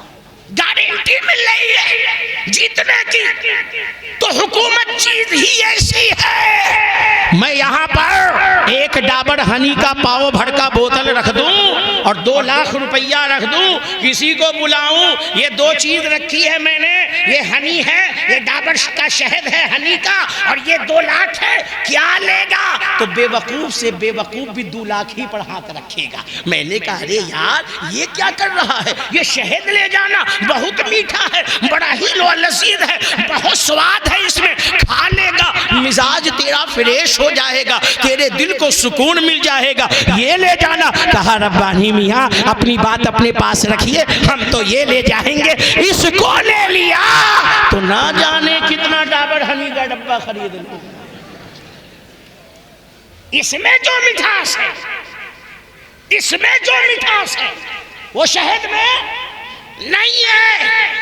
آپ نے ہنس لیا، حضرت فاروق اعظم کے اس قول کو سنا دیا میں نے، آپ کی مزاج کے حساب سے میں نے بھی گفتگو کر دی۔ فاروق اعظم نے کیا کہا؟ اس پلیٹ سے زیادہ سفید روشن و چمکدار اگر کوئی چیز ہے تو یا رسول اللہ وہ حکومت ہے، اقتدار ہے، دنیا کی دولت ہے، اور یا رسول اللہ جسے دنیا کی دولت مل جائے، جسے اقتدار مل جائے، جسے حکومت مل جائے، تو جو مٹھاس حکومت میں ہے، دولت میں ہے، اقتدار میں ہے، وہ شہد میں نہیں ہے۔ مگر تیسری باتیں سنو اور غور سے سنو، اے لوگو، چاہے ذمہ دار ہو، چاہے بڑ بھیا ہو، چاہے سردار ہو، چاہے مہتو ہو، چاہے اپنے علاقے کے با اثر با رسوخ آدمی ہو، غور سے سنو۔ فاروق اعظم کہتے ہیں یا رسول اللہ مگر حکومت میں رہ کر، اقتدار میں رہ کر، حکومت میں رہ کر، اقتدار میں رہ کر انصاف کرنا، انصاف کرنا کہ بال سے بھی زیادہ باریک اور نازک، بہت اچھا، سبحان اللہ، سبحان، انصاف کرنا، بے شک انصاف کرنا بال سے بھی زیادہ باریک اور نازک کام ہے۔ چھوڑو لکھنؤ کی بات، چھوڑو دلی کی بات، چھوڑو اور حکومت و اسٹیٹ کی بات، آ جاؤ اپنے سماج کے اندر، آ جاؤ اپنے محلے کے اندر، آ جاؤ اپنے علاقے کے اندر۔ یہ انصاف کا جب معاملہ آتا ہے، اچھوں کو دیکھا گیا کہ وہ پٹری سے پھسلتے ہوئے نظر آ رہے ہیں۔ بھائی کو دیکھا زبان بند ہو گئی، بیٹے کو دیکھا زبان بند ہو گئی، رشتہ دار کو دیکھا زبان بند ہو گئی، اپنوں کو دیکھا زبان بند ہو گئی۔ آج ہمارے سماج کے اندر فیصلے کا معیار بدل گیا ہے، انصاف کا معیار بدل گیا ہے۔ اگر کسی صاحب ثروت کا بچہ، اگر کسی امیر کا بچہ، کسی گدی دار کا بچہ، کسی گھرستہ کا بچہ، لاکھ پتی کروڑ پتی کا بچہ جرم کرتا ہے تو ہمارا سماج اسے مل کر کے چھپایا کرتا ہے، مگر جب کوئی غریب کا بچہ، جب کوئی کمزور کا بچہ، جب کوئی کاریگر کا بچہ، جب کوئی جو ہے نیچے طبقے کے آدمی کا بچہ یا وہ آدمی جرم کرتا ہے، غلطی کرتا ہے، تو ہمارا سماج بھرے پنچ کے دوران بیچ میں اسے ذلیل کرتا ہے اور اس کے لیے سخت سے سخت جو ہے سزا تجویز کرتا ہے۔ یہی ہے تمہارا انصاف اور یہی ہے تمہارا فیصلہ کہ طاقتوروں کے لیے کچھ اور فیصلہ کرتے ہو اور غریبوں کے لیے کچھ اور فیصلہ کرتے ہو۔ کیا اللہ کو منہ نہیں دکھانا؟ کیا مرنا نہیں ہے؟ وہ فاروق اعظم جو یہ بات بیان کر رہے ہیں، سبق حاصل کرو ان سے۔ حضرت سیدنا فاروق اعظم رضی اللہ تعالی عنہ امیر المومنین ہیں۔ بارگاہ فاروق اعظم میں عرض کیا گیا یا امیر المومنین، آپ کا بیٹا نشے کی حالت میں پایا گیا ہے۔ فاروق اعظم کی بارگاہ میں خبر آئی، امیر المومنین آپ کا بیٹا نشے کی حالت میں پایا گیا ہے۔ فاروق اعظم نے کیا کیا تھا؟ تاریخ کے پنے کو اٹھا کر کے دیکھو، تاریخ کے پنے کو اٹھا کر کے دیکھو، سیرتوں کی کتاب کو اٹھا کر کے دیکھو، فاروق اعظم نے فرمایا میرا بیٹا ہے تو کیا ہوا، اسے میرے سامنے پیش کیا جائے، لایا جائے میرے سامنے۔ فاروق اعظم کے بیٹے کو فاروق اعظم کے سامنے لایا گیا۔ آپ نے دیکھا کہنے والے نے صحیح کہا ہے، نشے کی حالت میں ہے، ارشاد فرمایا نشہ کرنے والے کے لیے شریعت نے 80 کوڑا سزا تجویز کی ہے، جلاد کو بلایا جائے۔ جلاد آیا، کہا میرے سامنے سب کے سامنے اس کے پیٹھ پر کوڑا مارنا شروع کرو، کیونکہ اس نے شریعت کی حد توڑی ہے، اور جو شریعت نے حد نافذ کی ہے وہ اس کے اوپر لگایا جائے۔ فاروق اعظم کھڑے ہیں، امیر المومنین کھڑے ہیں، عمر بن خطاب کھڑے ہیں، عدل و انصاف کا تاجدار کھڑا ہے، انصاف کا پیکر کھڑا ہے، سارا زمانہ جس کے عدل و انصاف کی مثال دیتا ہے وہ میرے نبی کا پیارا عمر کھڑا ہے، بیٹا سامنے ہے، جلاد کوڑے چلا رہا ہے، بیٹا چیخ رہا ہے، کوڑے پڑ رہے ہیں، کوڑے لگائے جا رہے ہیں، ابھی کوڑے باقی تھے، بیٹے نے دم توڑ دیا، جلاد نے ہاتھ روکا، فاروق اعظم نے فرمایا خبردار، ہاتھ رکنا نہیں چاہیے، جتنے کوڑے بچے ہیں اس کے جسم مردہ جسم پر مارو۔ پورے کوڑے مارے گئے ہیں، حکم فرمایا نہلایا جائے، کفنایا جائے، جنازے کی تیاری کی جائے، جنازہ پڑھایا گیا، قبر میں اتار دیا گیا، مٹی دے دی گئی، سب لوگ کھڑے ہیں فاتحہ کے لیے۔ فاروق اعظم اپنے بیٹے کی قبر پر بیٹھ کر آنسو بہا رہے ہیں، رو رہے ہیں۔ آگے بڑھ کر کسی نے کہا امیر المومنین بات سمجھ میں آتی نہیں ہے، ابھی آپ نے بیٹے کو کوڑا مروایا، اب بیٹھ کر کے آنسو بہا رہے ہیں۔ سنو فاروق اعظم نے کیا ارشاد فرمایا تھا، کہا سنو جب میں نے کوڑا مروایا تھا امیر المومنین تھا، ابھی رو رہا ہوں کیونکہ میں ایک باپ، سبحان اللہ، ابھی میں رو رہا ہوں کیونکہ میں ایک باپ بھی ہوں۔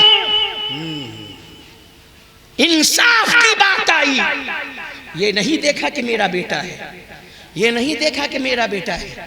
اور آج اگر بات آ جائے بیٹے کی تو میٹنگ بعد میں بیٹھتی ہے سماج کے درمیان میں، ایک خفیہ میٹنگ کسی گدی پر ہو جاتی ہے، دیکھو بات سنبھال دو، غلطی ہو گئی ہے، ارے تورا بھی تو لڑکا یہی عمر کا ہے، لڑکا سمجھ کر کے معاف کر دو۔ کیوں لڑکا سمجھ کے معاف کر دو؟ وہ لڑکا کیا کوئی دودھ پیتا بچہ ہے؟ 26 28 سال 30 سال کا ہو گیا ابھی لڑکا ہے، پوتا اور پوتی کھلا رہے ہو ابھی لڑکا ہے، شرم نہیں آتی؟ اور سنو جب پنچ کی زبان سے انصاف اور حق ختم ہوتا ہے تبھی سماج کے اندر منحوسیت، تبھی سماج کے اندر کاروبار برباد ہوا کرتا ہے، تبھی روزگار کے اندر سے برکتیں ختم ہوا کرتی ہے، اس لیے کہ جس سماج میں انصاف نہ ہو اس سماج میں اللہ کی برکت اور رحمت نازل نہیں ہوا کرتی، نہیں ہوا کرتی۔ اس لیے برکت چاہتے ہو، رحمت چاہتے ہو، حق پر قائم رہو اور حق بولو اور حق کا ساتھ دو۔ اس کے لیے چاہے زمانہ ناراض ہو جائے، چاہے گھر والے ناراض ہو جائے، سب ناراض ہو جائے، اللہ اس کا رسول ناراض نہیں ہونے پائے۔ بس یہ دھیان رکھنا ہمیشہ، یہ دھیان رکھنا۔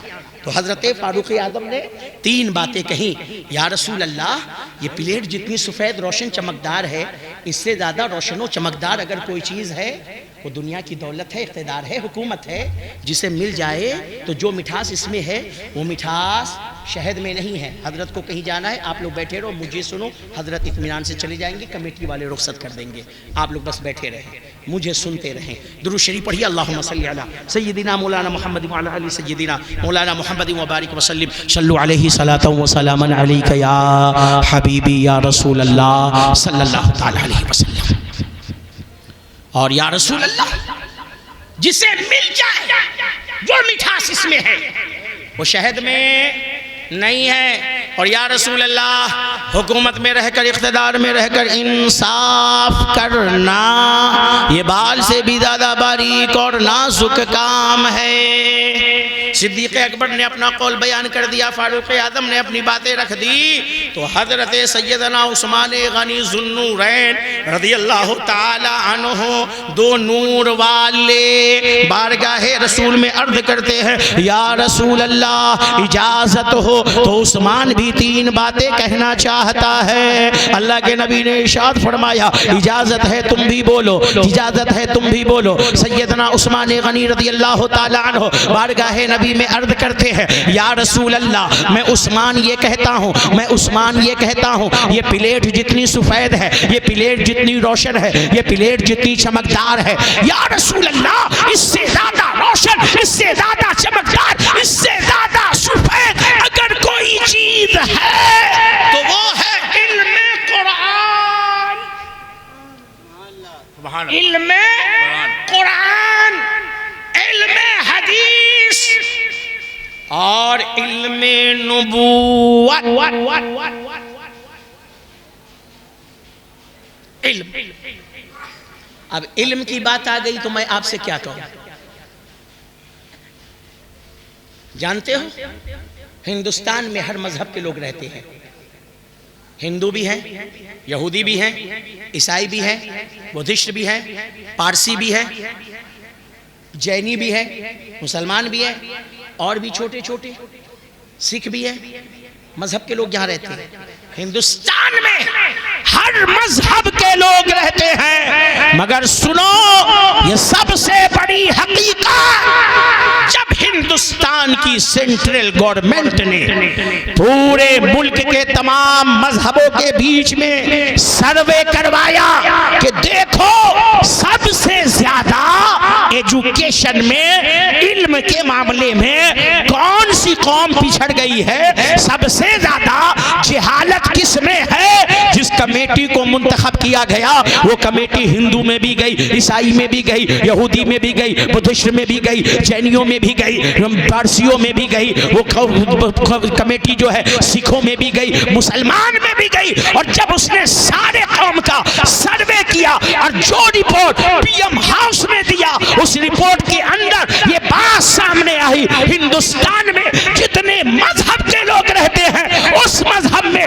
سب سے زیادہ اگر کوئی جاہل ہے تو وہ مسلمان ہے، وہ مسلمان ہے۔ اور اس حقیقت کو آپ جانتے ہو اچھے سے، اتنے لوگ یہاں پر بیٹھے ہیں، اس کے اندر 25-30% تو ایسا نوجوان ہے جو پڑھا ہی نہیں ہے، جو پڑھا ہی نہیں ہوا ہے، کوئی 1 میں جا کر کے چھوڑ دیا ہے، کوئی 2 میں جا کر کے چھوڑ دیا، کوئی یسلن قرآن پڑھ کر کے چھوڑ دیا، کوئی الف بے کا پارا پڑھ کر کے چھوڑ دیا۔ قرآن پڑھنا نہیں آتا، نہ دنیا کی تعلیم ہے نہ دین کی تعلیم ہے۔ کچھ ایسے ہیں جو 8 تک پڑھ کر کے چھوڑ چکے، کچھ ایسے ہیں جو 10 تک پڑھ کر کے چھوڑ دیے، اور 10 سے اوپر 12 اور BA اگر گننا چاہتے ہو تو محلے محلے چلے جاؤ، ہر محلے میں آرام سے گنتی کر سکتے ہو کہ اس محلے میں 12 پاس کتنا نوجوان ہے، کتنی لڑکیاں ہیں، آرام سے گنتی کر سکتے ہو۔ یہ ہمارا حال ہے علم کے معاملے میں، دنیا کے علم کے معاملے میں بھی ہم بالکل جاہل ہیں۔ اتنا بڑا ہمارا علوی پور کا علاقہ ہے، بتاؤ کہتے مسلمان اس پورے علاقے سے پولیس وبھاگ کے اندر کسی پوسٹ پر بیٹھا ہوا ہے؟ اتنے بڑے علاقے میں کتنا نوجوان ہمارا ایسا ہے جو IAS IPS کے تیاری میں لگا ہوا ہے؟ اتنے بڑے علاقے میں ایک بھی ایسا نامی ڈاکٹر مسلمان کے سماج سے بتا دو جس کی توتی پورے بنارس کے اندر میڈیکل سائنس میں بستی ہو اور سب اس سے رجوع کرتے ہو۔ ہم نے دولت بہت کما لیا مگر اپنے بچوں کو ہم نے تعلیم نہیں دی، پڑھایا نہیں ہم نے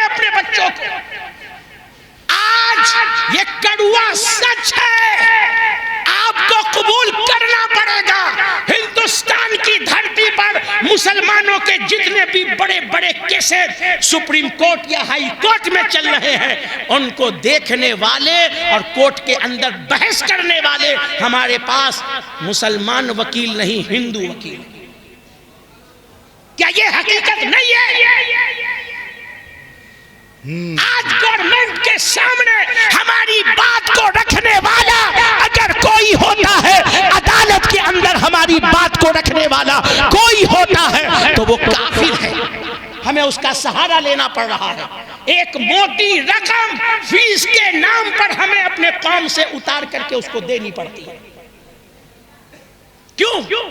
اس لیے کہ ہماری قوم نے کوئی اچھا وکیل اپنے بچوں کو بنایا ہی نہیں جو سپریم کورٹ تک جا کر کے ہماری بات کو اور ہمارے قوم کے مسئلوں کو رکھے اور ہمارے کیسز کو لڑے۔ ہمیں ہندو وکیلوں کا سہارا لینا پڑتا ہے۔ یہ دنیا کی تعلیم کا معاملہ ہے۔ اتنے بڑے سماج میں سے بتاؤ کتنے بچے ہیں جو سرحد پر جا کر اپنے ملک کی حفاظت کرنے کے لیے فوج میں بھرتی ہونے کی تیاری کر رہے ہیں؟ ایک بھی نہیں ملے گا۔ یہ ہمارے دنیا کی تعلیم کا معاملہ ہے۔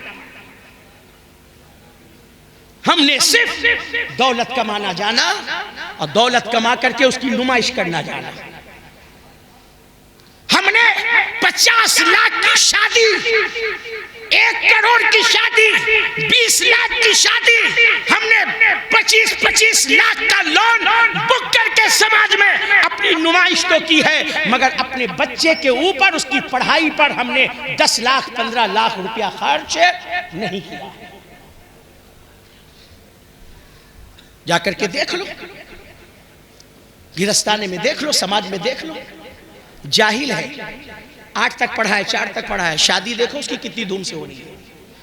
جتنا اپنے بیٹے کی شادی پر خرچ کر رہا ہے نا، اگر اس کا ایک حصہ بھی اپنے بیٹے کے ایجوکیشن پر، تعلیم پر خرچ کر دیا ہوتا تو آج سماج کے اندر یہ جہالت نہ ہوتی اور ہم بھی سامنے والی قوم کے سامنے سینہ ٹھوک کر کے کہتے کہ سنو، اگر تمہارے اندر وکیل ہے، جج ہے، ڈاکٹر ہے تو ہم بھی تم سے کم نہیں ہیں، ہمارے اندر بھی سب ہے، مگر نہیں ہمارے پاس۔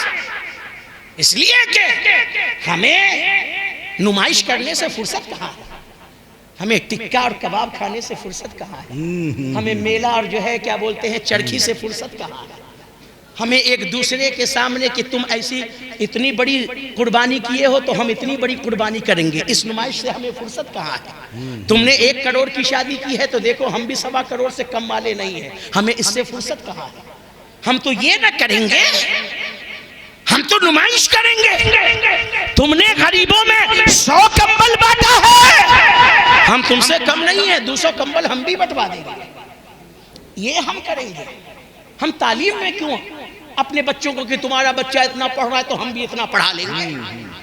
یہ دنیا کا معاملہ ہے۔ سنو، تمہارے علاقے کا رہنے والا یہ ربانی، ان بزرگوں کی دعاؤں سے یہاں تک پہنچنے والا یہ ربانی اللہ کے شکر سے، اللہ کا شکر ہے، اللہ کے کرم سے، نبی کے فیض و کرم سے، ان بزرگوں کے اور حضرت علامہ وکیل احمد صاحب قبلہ کی دعاؤں سے آج بنارس سے نکل کر کے اگل بگل کے ضلع، اگل بگل کے شہروں میں بھی میں تقریر کے لیے جاتا ہوں۔ کہیں سے واپسی 2 بجے رات میں، کہیں سے 1 بجے رات میں، کہیں سے 3 بجے رات میں، کہیں سے 4 بجے رات میں، جب میری واپسی بنارس کے لیے ہوتی ہے، سنو، سڑک کے کنارے دسمبر کا مہینہ ہوتا ہے، نومبر کا مہینہ ہے، جنوری کا مہینہ ہے، یا مئی جون کے گرمی کا مہینہ ہے، یا بارش کا مہینہ ہے، کوئی بھی موسم میں ہے، میں آتا ہوں، اپنی نگاہوں سے دیکھتا ہوں کسی کمار کا بچہ، کسی یادو کا بچہ، کسی ٹھاکر کا بچہ، کسی راجپوت کا بچہ، کسی سنگھ کا بچہ، کسی بند کا بچہ، کسی جو ہے ہندو کا بچہ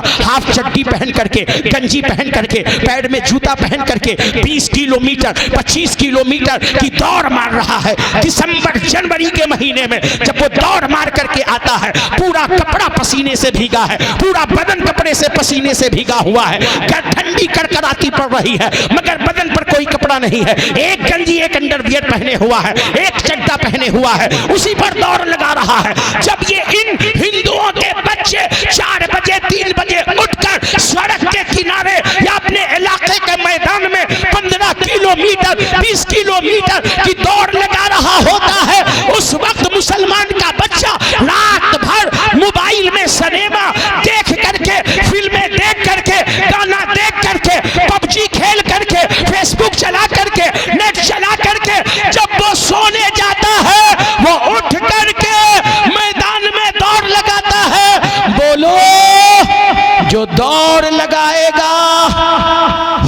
حکومت اسے فوج میں بھرتی کرے گی یا جو رات بھر موبائل چلا کر کے 4 بجے سو جائے گا اسے حکومت جو ہے فوج میں بھرتی کرے گی؟ گلی میں بیٹھ کر، چوراہے پر بیٹھ کر مودی نے ہمیں فوج میں بھرتی نہیں کیا، یوگی نے ہمیں فوج میں بھرتی نہیں کیا، فلاں نے ہمارے لیے کچھ نہیں نکالا۔ او جاہلو، پہلے پڑھو تو، پہلے اس لائق تو بنو، تب نہ نوکری ملے گی، تب نہ نوکری ملے گی۔ پڑھتے ہو نہیں، تیاری کرتے ہو نہیں، اور دعویٰ ٹھوک کر کے بیٹھے ہوئے ہو۔ یہ تو وہی شیخ چلی کے سپنے سے زیادہ کچھ نہیں ہے۔ یہ ایک انڈا خریدا، اب اسی انڈے 1 پیسہ ملا، اسی 1 پیسے سے 1 انڈا خریدوں گا، پھر بچہ ہو جائے گا، پھر اس سے مرغی ہوگی، پھر مرغا ہوگا، پھر اور مرغا مرغی ہوں گے، پھر پورا پولٹری فارم کھول لوں گا، پھر اور بڑا بزنس مین ہو جاؤں گا، اس کو ہٹا کر کے پھر بکرا بکری کروں گا، اس کو ہٹا دوں گا، پھر گائے بھینس کا بیپاری کروں گا، پھر اس کو چھوڑ دوں گا، اونٹ بن جاؤں گا، اور اس کے بعد جو ہے بڑا سا محل ہوگا، میری بیوی ہوگی، میں چورسا کھیل رہا ہوں گا، میرا بیٹا آئے گا، ابا امی نے بلایا ہے، میں کہوں گا ہٹ کم بخت، گردن ہلایا، پورا تیل کا مٹکا زمین پر گرا۔ مالک نے کہا کم بخت میرا تیل پھینک دیا، کہا میرا تیرا تیل پھینکا ہے، میری تو ساری لائف برباد ہو گئی ہے۔ یہ شیخ چلی کا سپنا دیکھنا بند کرو اور اپنے بچوں کو پڑھاؤ، اپنے بچوں کو تعلیم دلواؤ۔ ہم دنیا کی تعلیم کے خلاف نہیں ہیں، ڈاکٹر بناؤ، وکیل بناؤ، انجینئر بناؤ، اپنے بچوں کو جو ہے آپ بزنس میں بھی اعلیٰ تعلیم دلاؤ، اچھی تعلیم دلاؤ، تاکہ وہ دنیا کے اندر بھی رہ کر کے غیروں کا مقابلہ کر سکے۔ کوئی افسر انکم ٹیکس کا آ کر کے ہمارے جاہل بچوں پر دھوس نہ جمائے کہ یہ غلط ہے، یہ غلط ہے، اب وہ ڈر کے مارے اسے 1 لاکھ 2 لاکھ 5 لاکھ کا گھوس دے کر کے روانہ کر۔ کیوں؟ جاہل ہے، جانتا نہیں، جانتا نہیں۔ اس لیے اتنی تعلیم دو کوئی آ کر کے آپ کے بچوں کو دھوسیا نہ سکے، روب نہ ڈال سکے، گمراہ نہ کر سکے۔ تو یہ دنیا کی تعلیم کا معاملہ۔ اب دین میں آ جاؤ، اور دین کی تعلیم کو دیکھنا ہے تو کسی کی میت پڑ جائے اور دوسرے دن تیجا فاتحہ ہو مسجد میں چلے جانا، 10 آدمی قرآن لے کر کے بیٹھا ہوگا تو 20 آدمی تسبیح لے کر کے بیٹھا ہوگا۔ یہ تسبیح لے کر بیٹھنا دلیل ہے اس بات کی انہیں قرآن پڑھنے نہیں آتا ہے، انہیں قرآن پڑھنے نہیں آتا ہے۔ آپ مسلمان ہو، آپ کو وضو کا طریقہ نہیں معلوم، آپ مسلمان ہو، آپ کو غسل کا طریقہ نہیں معلوم، ارے جب پاکی ہی نہیں کر پاؤ گے تو نماز کہاں سے پڑھو گے؟ نماز کہاں سے پڑھو گے؟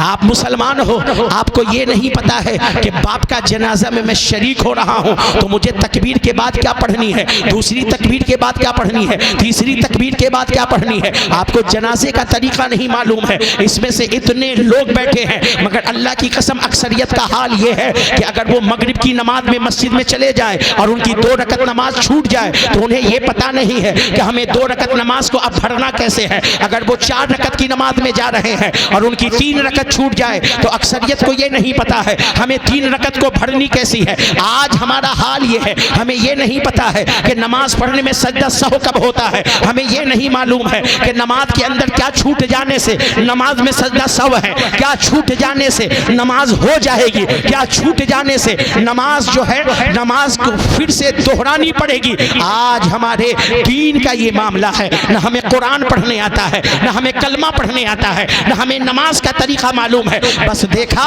فلاں حافظ جی ایسے نماز پڑھ رہے ہیں، انہی کا دیکھا دیکھی نماز پڑھنے لگا، فلاں حاجی نے ایسے رکوع کیا ہے، اسی کا دیکھا دیکھی رکوع کرنے لگا۔ ہم اس نبی کے غلام ہیں، اس نبی کے امت ہے جس نبی نے فرمایا اے لوگوں سنو، ہر مسلمان مرد و عورت پر علم دین کا حاصل کرنا فرض ہے۔ ہم اس نبی کے غلام ہیں جس نبی پر جب نبی کی عمر 40 سال ہو رہی ہے تو غار حرا کے اندر جبریل امین سدرہ کے مکین جو سب سے پہلی آیت لے کر کے آ رہے ہیں، اقرا بسم ربک الذی خلق، جس نبی پر اقرا کی آیت نازل ہو رہی ہے اس نبی کا غلام علم سے دور ہے، قرآن کی تعلیم سے دور ہے۔ کب پڑھاؤ گے اپنے بچوں کو؟ کب قرآن پڑھاؤ گے اپنے بچوں کو؟ کب حدیث مصطفیٰ پڑھاؤ گے اپنے بچوں کو؟ کیوں جاہل بنا کر کے رکھا اپنے بچوں کو؟ کیا اللہ سے ڈر نہیں ہے؟ یہ تو ہماری اولادیں کل قیامت میں اللہ کی بارگاہ میں مقدمہ کریں گی۔ مقدمہ حدیث پاک میں ہے، نبی فرماتے ہیں اولاد اپنے ماں باپ پر مقدمہ کریں گے، پروردگار یہ میرا باپ ہے، یہ میری ماں ہے، دنیا کے اندر اس نے جو کہا وہ سب میں نے کہا کام کرو، کام کیا، پیسہ کماؤ، پیسہ کما کے اس کو دیا، مگر اے میرے پروردگار اس نے مجھے تعلیم نہیں دی، اسے مجھے پڑھایا نہیں، اس نے مجھے نماز روزے کا طریقہ نہیں سکھایا، اس نے مجھے نہیں بتایا کہ جھوٹ نہیں بولنا ہے، غیبت نہیں کرنی ہے، چغلخوری نہیں کرنا ہے، گندے کام نہیں کرنے ہیں، بوادہ خلاف کچھ نہیں بتایا۔ اے پروردگار اگر دنیا میں اس نے مجھے سکھایا ہوتا، پڑھایا ہوتا، لکھایا ہوتا، مجھے دین کی تعلیم دی ہوتی، اے اللہ آج میں جہنم کا مستحق نہ بنتا۔ پوچھ میرے ماں باپ سے انہوں نے مجھے کیوں نہیں پڑھایا؟ اولادیں مقدمہ کریں گے اللہ کی بارگاہ میں، آپ کوئی جواب نہیں دے پاؤ گے۔ اس لیے اپنی اولادوں کو قرآن کی تعلیم دو، اپنی اولادوں کو دین اسلام کی تعلیم دو، علم دین سکھاؤ اپنے بچوں کو۔ اور خدا کا واسطہ ہے مولانیوں کے گھر میں اپنے بچوں کو نہ بھیجو، مولانیوں کے گھر میں اپنے بچوں کو نہ بھیجو۔ مولانی کے گھر میں جا کر کے قرآن پڑھنے والا سخت گنہگار ہے۔ کیوں؟ اس لیے کہ یہ مولانیاں قرآن کو غلط طریقے سے رٹا دیتے ہیں، غلط طریقے سے، نہ الف اور عین میں تمیز، نہ سین شین صاد اور سا میں تمیز، نہ تا اور تا میں تمیز، نہ ہا اور ہا میں فرق۔ جیسے وہ ہا پڑھتا ہے، جیسے ہا پڑھتا ہے ویسے ہی ہا کو پڑھتا ہے، جیسے علی پڑھتا ہے ویسے ہی عین کو پڑھتا ہے۔ حضرت علامہ وکیل احمد صاحب قبلہ استاذ العلماء ہے، پورے ہندوستان میں ان کے ہزاروں شاگرد ہیں، بڑے بڑے مولانا اور مفتی۔ حضرت سے آ کر کے پوچھو حضرت یہ بتائیے اگر قرآن کو کوئی غلط مخرج کے ساتھ پڑھے تو یہ کیا ہے؟ حضرت فرمائیں گے قرآن کو غلط مخرج کے ساتھ پڑھنا حرام ہے اور اس کا سننا بھی حرام، پڑھنا بھی حرام، سننا بھی حرام۔ اور ویسا قرآن پڑھ کر جو نماز پڑھے اس کی نماز بھی فاسد ہے، نہیں ہوتی اس کی نماز، نہیں ہوتی اس کی نماز۔ یہ مسئلہ ہے، کان کھول کر کے سن لو۔ اس لیے اپنے بچوں کو قرآن پڑھواؤ تو قاریوں سے پڑھواؤ، حافظوں سے پڑھواؤ، اور جو اچھا پڑھاتے ہو ان سے پڑھواؤ، تاکہ آپ کا بچہ جب حافظ و قاری سے قرآن پڑھے گا، مخرج کے ساتھ پڑھے گا، قرآن کو پڑھنے کا جو طریقہ، جو قواعد دیا گیا ہے اس طریقے اور قواعد کی درستگی کے ساتھ پڑھے گا تو الحمدللہ اس کو پڑھنے میں بھی مزہ آئے گا، جو سنے گا اس کو سننے میں بھی مزہ آئے گا، اور دونوں کو اللہ اتنا ثواب عطا فرمائے گا کہ الحمدللہ جب قیامت میں اپنی نگاہوں سے ان ثواب کو دیکھے گا تو کہے گا اے کاش دنیا میں کوئی کام نہ کرتا، خالی قرآن ہی پڑھتا رہتا، خالی اللہ کے کلام کی تلاوت کرتا رہتا۔ تو اپنے بچوں کو علم دین سکھائیے۔ اب بچے کے جو ابا ہو گئے ہیں اور نہیں پڑھ سکے ان کے لیے بھی انتظام کیجیے، ان کے لیے بھی انتظام کیجیے۔ علم دین حاصل کرنے کی کوئی عمر نہیں ہے، جہاں سے جاگو وہیں سے سویرا، ہے نا؟ بڑے کہتے ہیں نا جہاں سے جاگو وہیں سے سویرا۔ تو علم دین حاصل کرو۔ اور علم دنیا بھی حاصل کرو، مگر پہلے علم دین، اور وہ علم دین حاصل کرو ان علماء سے کرو جو آپ کے ایمان و عقیدے کی بھی حفاظت کرے اور آپ کو بتائیں کہ ایمان و عقیدہ کیا ہے، رسول اللہ کا مقام کیا ہے، اولیاء اعظام کا مرتبہ کیا ہے، شہیدوں کا مرتبہ کیا ہے، یہ ہمارے سر کے تاج ہیں، ہم ان کے غلام ہیں۔ ایسے حافظ و قاری سے آپ علم دین حاصل کیجئے۔ تو سیدنا عثمان غنی رضی اللہ تعالیٰ عنہ عرض کرتے ہیں، یا رسول اللہ، میں عثمان یہ کہتا ہوں، یہ پلیٹ جتنی سفید ہے، جتنی روشن ہے، جتنی چمکدار ہے، اس سے زیادہ روشن و چمکدار اگر کوئی چیز ہے تو وہ علم قرآن ہے، علم حدیث ہے، علم نبوت ہے۔ اور یا رسول اللہ، میں عثمان یہ کہتا ہوں، جسے قرآن کا علم مل جائے، حدیث کا علم مل جائے، دین کا علم مل جائے، تو جو مٹھاس علم دین، علم قرآن، علم حدیث میں ہے، وہ مٹھاس شہد میں آگے بولو، شہد میں نہیں ہے۔ جو مٹھاس علم دین میں ہے، علم قرآن میں ہے، علم حدیث میں ہے، وہ مٹھاس شہد میں نہیں ہے۔ ایک مثال دے کر کے آگے بڑھ جاتا ہوں۔ رمضان المبارک کا مہینہ جب آتا ہے نا، تو سارے شیطان تو بند ہو جاتے ہیں نا، سارے شیطان بند ہو جاتے ہیں نا۔ ارے بولو نا یار، میں حدیث کی باتیں کر رہا ہوں، اپنی باتیں کچھ نہیں کر رہا ہوں۔ شیطان بند ہوتے کہ نہیں بند ہوتے؟ حدیث پاک میں نبی نے فرمایا ہے نا کہ تمام شیاطین اور جنوں کو قید کر دیا جاتا ہے پورے رمضان المبارک کے مہینے میں، اور ان کے قید کا منظر دکھتا بھی ہے کہ جو کبھی نہ آوے مسجد میں وہ بھی آتا ہے، جو کبھی نہ اٹھاوے قرآن وہ بھی پڑھ رہا ہوتا ہے۔ اور میں نے دیکھا مسجد کے اندر، یا اللہ، ابھی فجر کی اذان بھی نہیں ہوئی ہے، جو اذان سن کر کے بھی باہر سے اندر نہیں آنے کو تیار۔ رمضان کے مہینے میں فجر سے آدھا گھنٹہ پہلے ہی پہنچ گیا اور دیکھا کہ ابھی تو اذان ہوگی، پھر امام صاحب 15 منٹ کے بعد آویں گے، تب تک لاؤ ایک سپارہ پڑھ ہی لیتے ہیں۔ ایک سپارہ کی تلاوت کر لیا، نماز پڑھ کر کے گھر چلا گیا۔ 11 بجے سو کر کے اٹھا، دیکھا ابھی تو گدی پر بالکل سناٹا ہے، کوئی کام نہیں کر رہا ہے۔ لاؤ ایسا کرتے ہیں، ایک پارہ اور پڑھ لیتے ہیں۔ ظہر کے پہلے ایک بھی پارہ تلاوت کر لیا، ظہر کی نماز پڑھ کر کے پھر ایک پارہ پڑھ لیا، عصر کی نماز پڑھ کر کے دیکھا کہ گھر جائیں گے گھگنی پاپڑ دیکھ کر کے دل للچائے گا کہ جلدی سے افطار کا ٹائم ہو جائے، اس لیے گھر مت جاؤ، یہیں پر بیٹھ کر کے ایک پارہ اور پڑھ لیتے ہیں، ٹائم بھی کٹ جائے گا، تلاوت بھی ہو جائے گی، کیونکہ عصر اور مغرب کے درمیان کا وقت بڑا بھاری پڑتا ہے، دن بھر تو برداشت کر لیتا ہے، مگر جب گھر میں جاتا ہے، ادھر سیب، ادھر سنترا، ادھر گھگنی، ادھر پاپڑ، ادھر جو ہے یہ خوشبو وہ خوشبو، دل مچلنے لگتا ہے۔ کہتا نا بابا، مسجد ہی میں رہنا ہے، ایک پارہ پڑھ بھی لینا ہے۔ ہو گئے اس کے کتنے پارے؟ ایک صبح میں، ایک ظہر سے پہلے، ایک ظہر کے بعد، ایک عصر کے بعد، 4 پارہ ہو گیا۔ رات میں سونے کے لیے گیا، کہا لاؤ یار ایک پارہ اور پڑھ لیتے ہیں۔ ایک دن میں 5 پارہ پڑھ لیا، 6 دن میں ایک ختم قرآن پڑھ لیا۔ پھر دیکھا دوبارہ شروع کر دیا، پھر 6 دن میں ایک ختم، پھر دوبارہ شروع کر دیا، پھر 6 دن میں ایک ختم، پھر چوتھی مرتبہ شروع کر دیا، پھر 6 دن میں ایک ختم، پھر 5ویں مرتبہ شروع کر دیا۔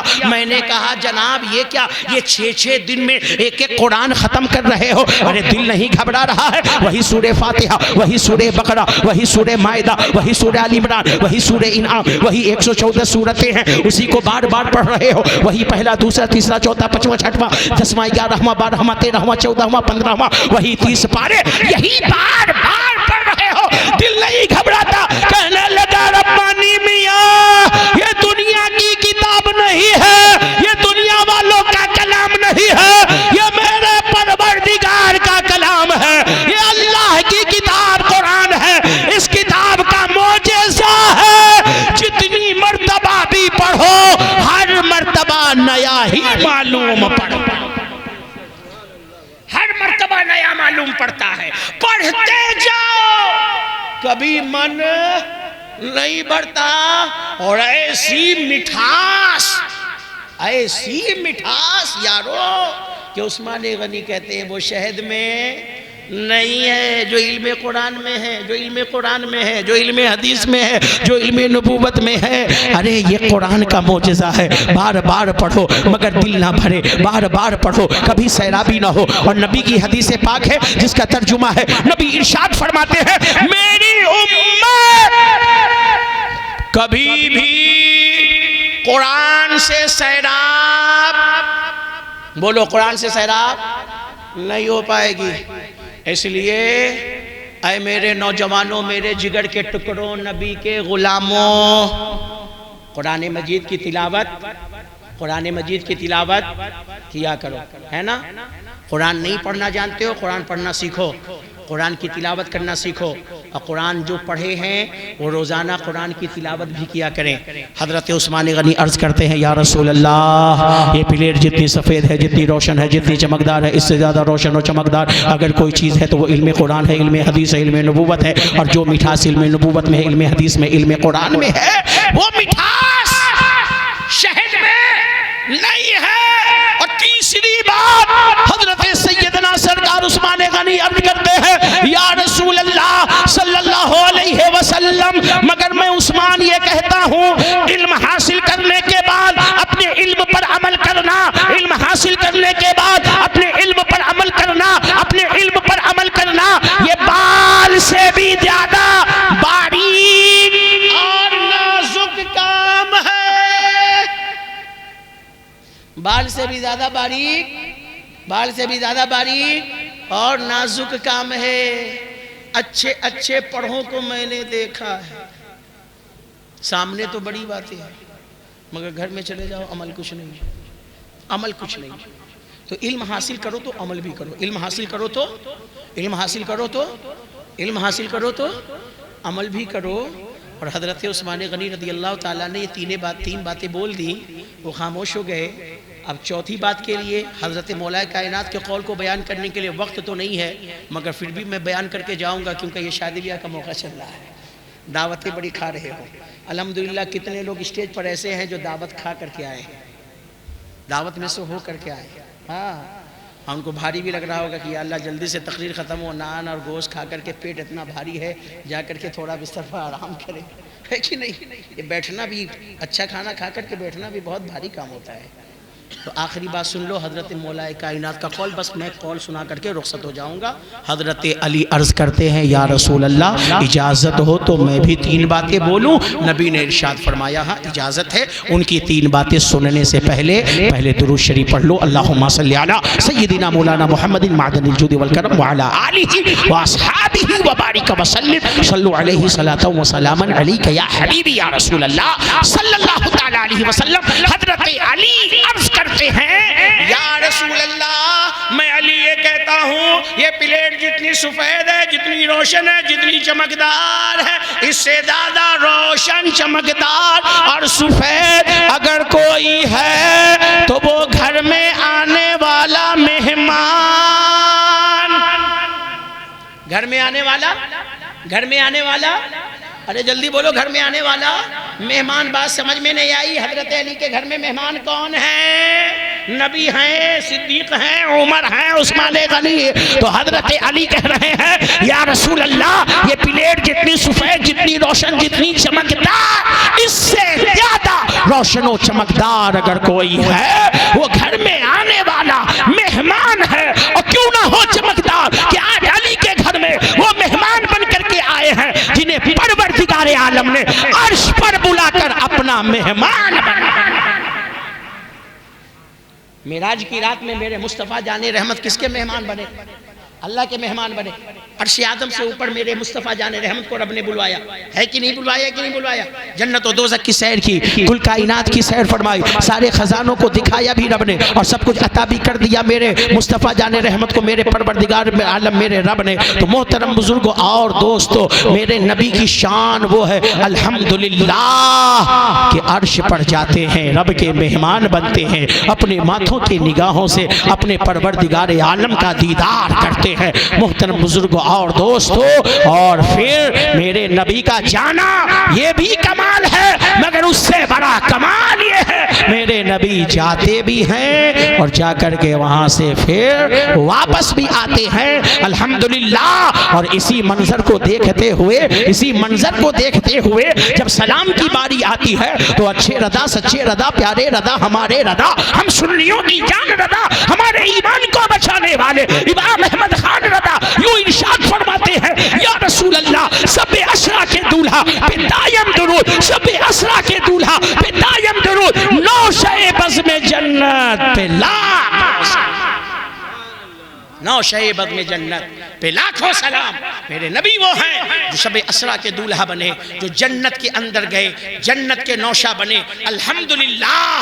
تو حضرت علی کہتے ہیں یا رسول اللہ, گھر میں آنے والا مہمان اس پلیٹ سے بھی زیادہ روشن و چمکدار اور سفید ہے. یہ تو حضرت علی کے قول کو وہاں کے لیے بھی لے لو اور سارے زمانے کو مولا علی فرما رہے ہیں, اے لوگوں سنو, گھر میں آنے والا مہمان جتنا خوبصورت ہوتا ہے, روشن ہوتا ہے, سفید ہوتا ہے, چمکدار ہوتا ہے, اتنی روشن و چمکدار تمہاری پلیٹیں نہیں ہوا کرتی ہیں. اور آگے عرض کرتے ہیں یا رسول اللہ, میں علی یہ کہتا ہوں اگر مہمان کو میزبان کی میزبانی سے خوشی مل جائے, ہے نا. ایک باپ سے آج کل جا کر کے پوچھو, بیچارہ 15 دن مہینہ بھر سے جو ہے تیاری میں لگا ہے, وہ مارکیٹنگ, وہ خریداری, وہاں جانا وہاں جانا, باورچی کو لانا, اس کو لانا, ٹینٹ والے کے پاس جانا, اور جب شادی میں 1-2 دن رہ جاتے ہیں تو وہ جا کر کے جو ہے یہ سامان وہ سامان سب کو جٹانا اور اچھے اچھے کھانے بنوانا. اس وقت میں جب مہمان آئے اور مہمان آنے کے بعد وہ بیچارہ بالکل تھکا ماندہ ہے, بالکل تھکا ماندہ ہے, اور مہمان جانے لگا, دروازے پر دولہے کے ابا یا دلہن کے ابا کھڑے ہیں, جانے لگا, کہنے لگا واہ میاں حاجی صاحب کیا انتظام رہا, کیا انتظام رہا, کیا بہترین کھانا بنوائے, مزہ آ گیا, بہت اچھا رہا ماشاءاللہ. اب بہت سارے لوگ تو دل سے نہیں, اندر اندر خالی دل میں گالی بکتے رہتے ہیں اور اوپر سے تعریف کرتے ہیں.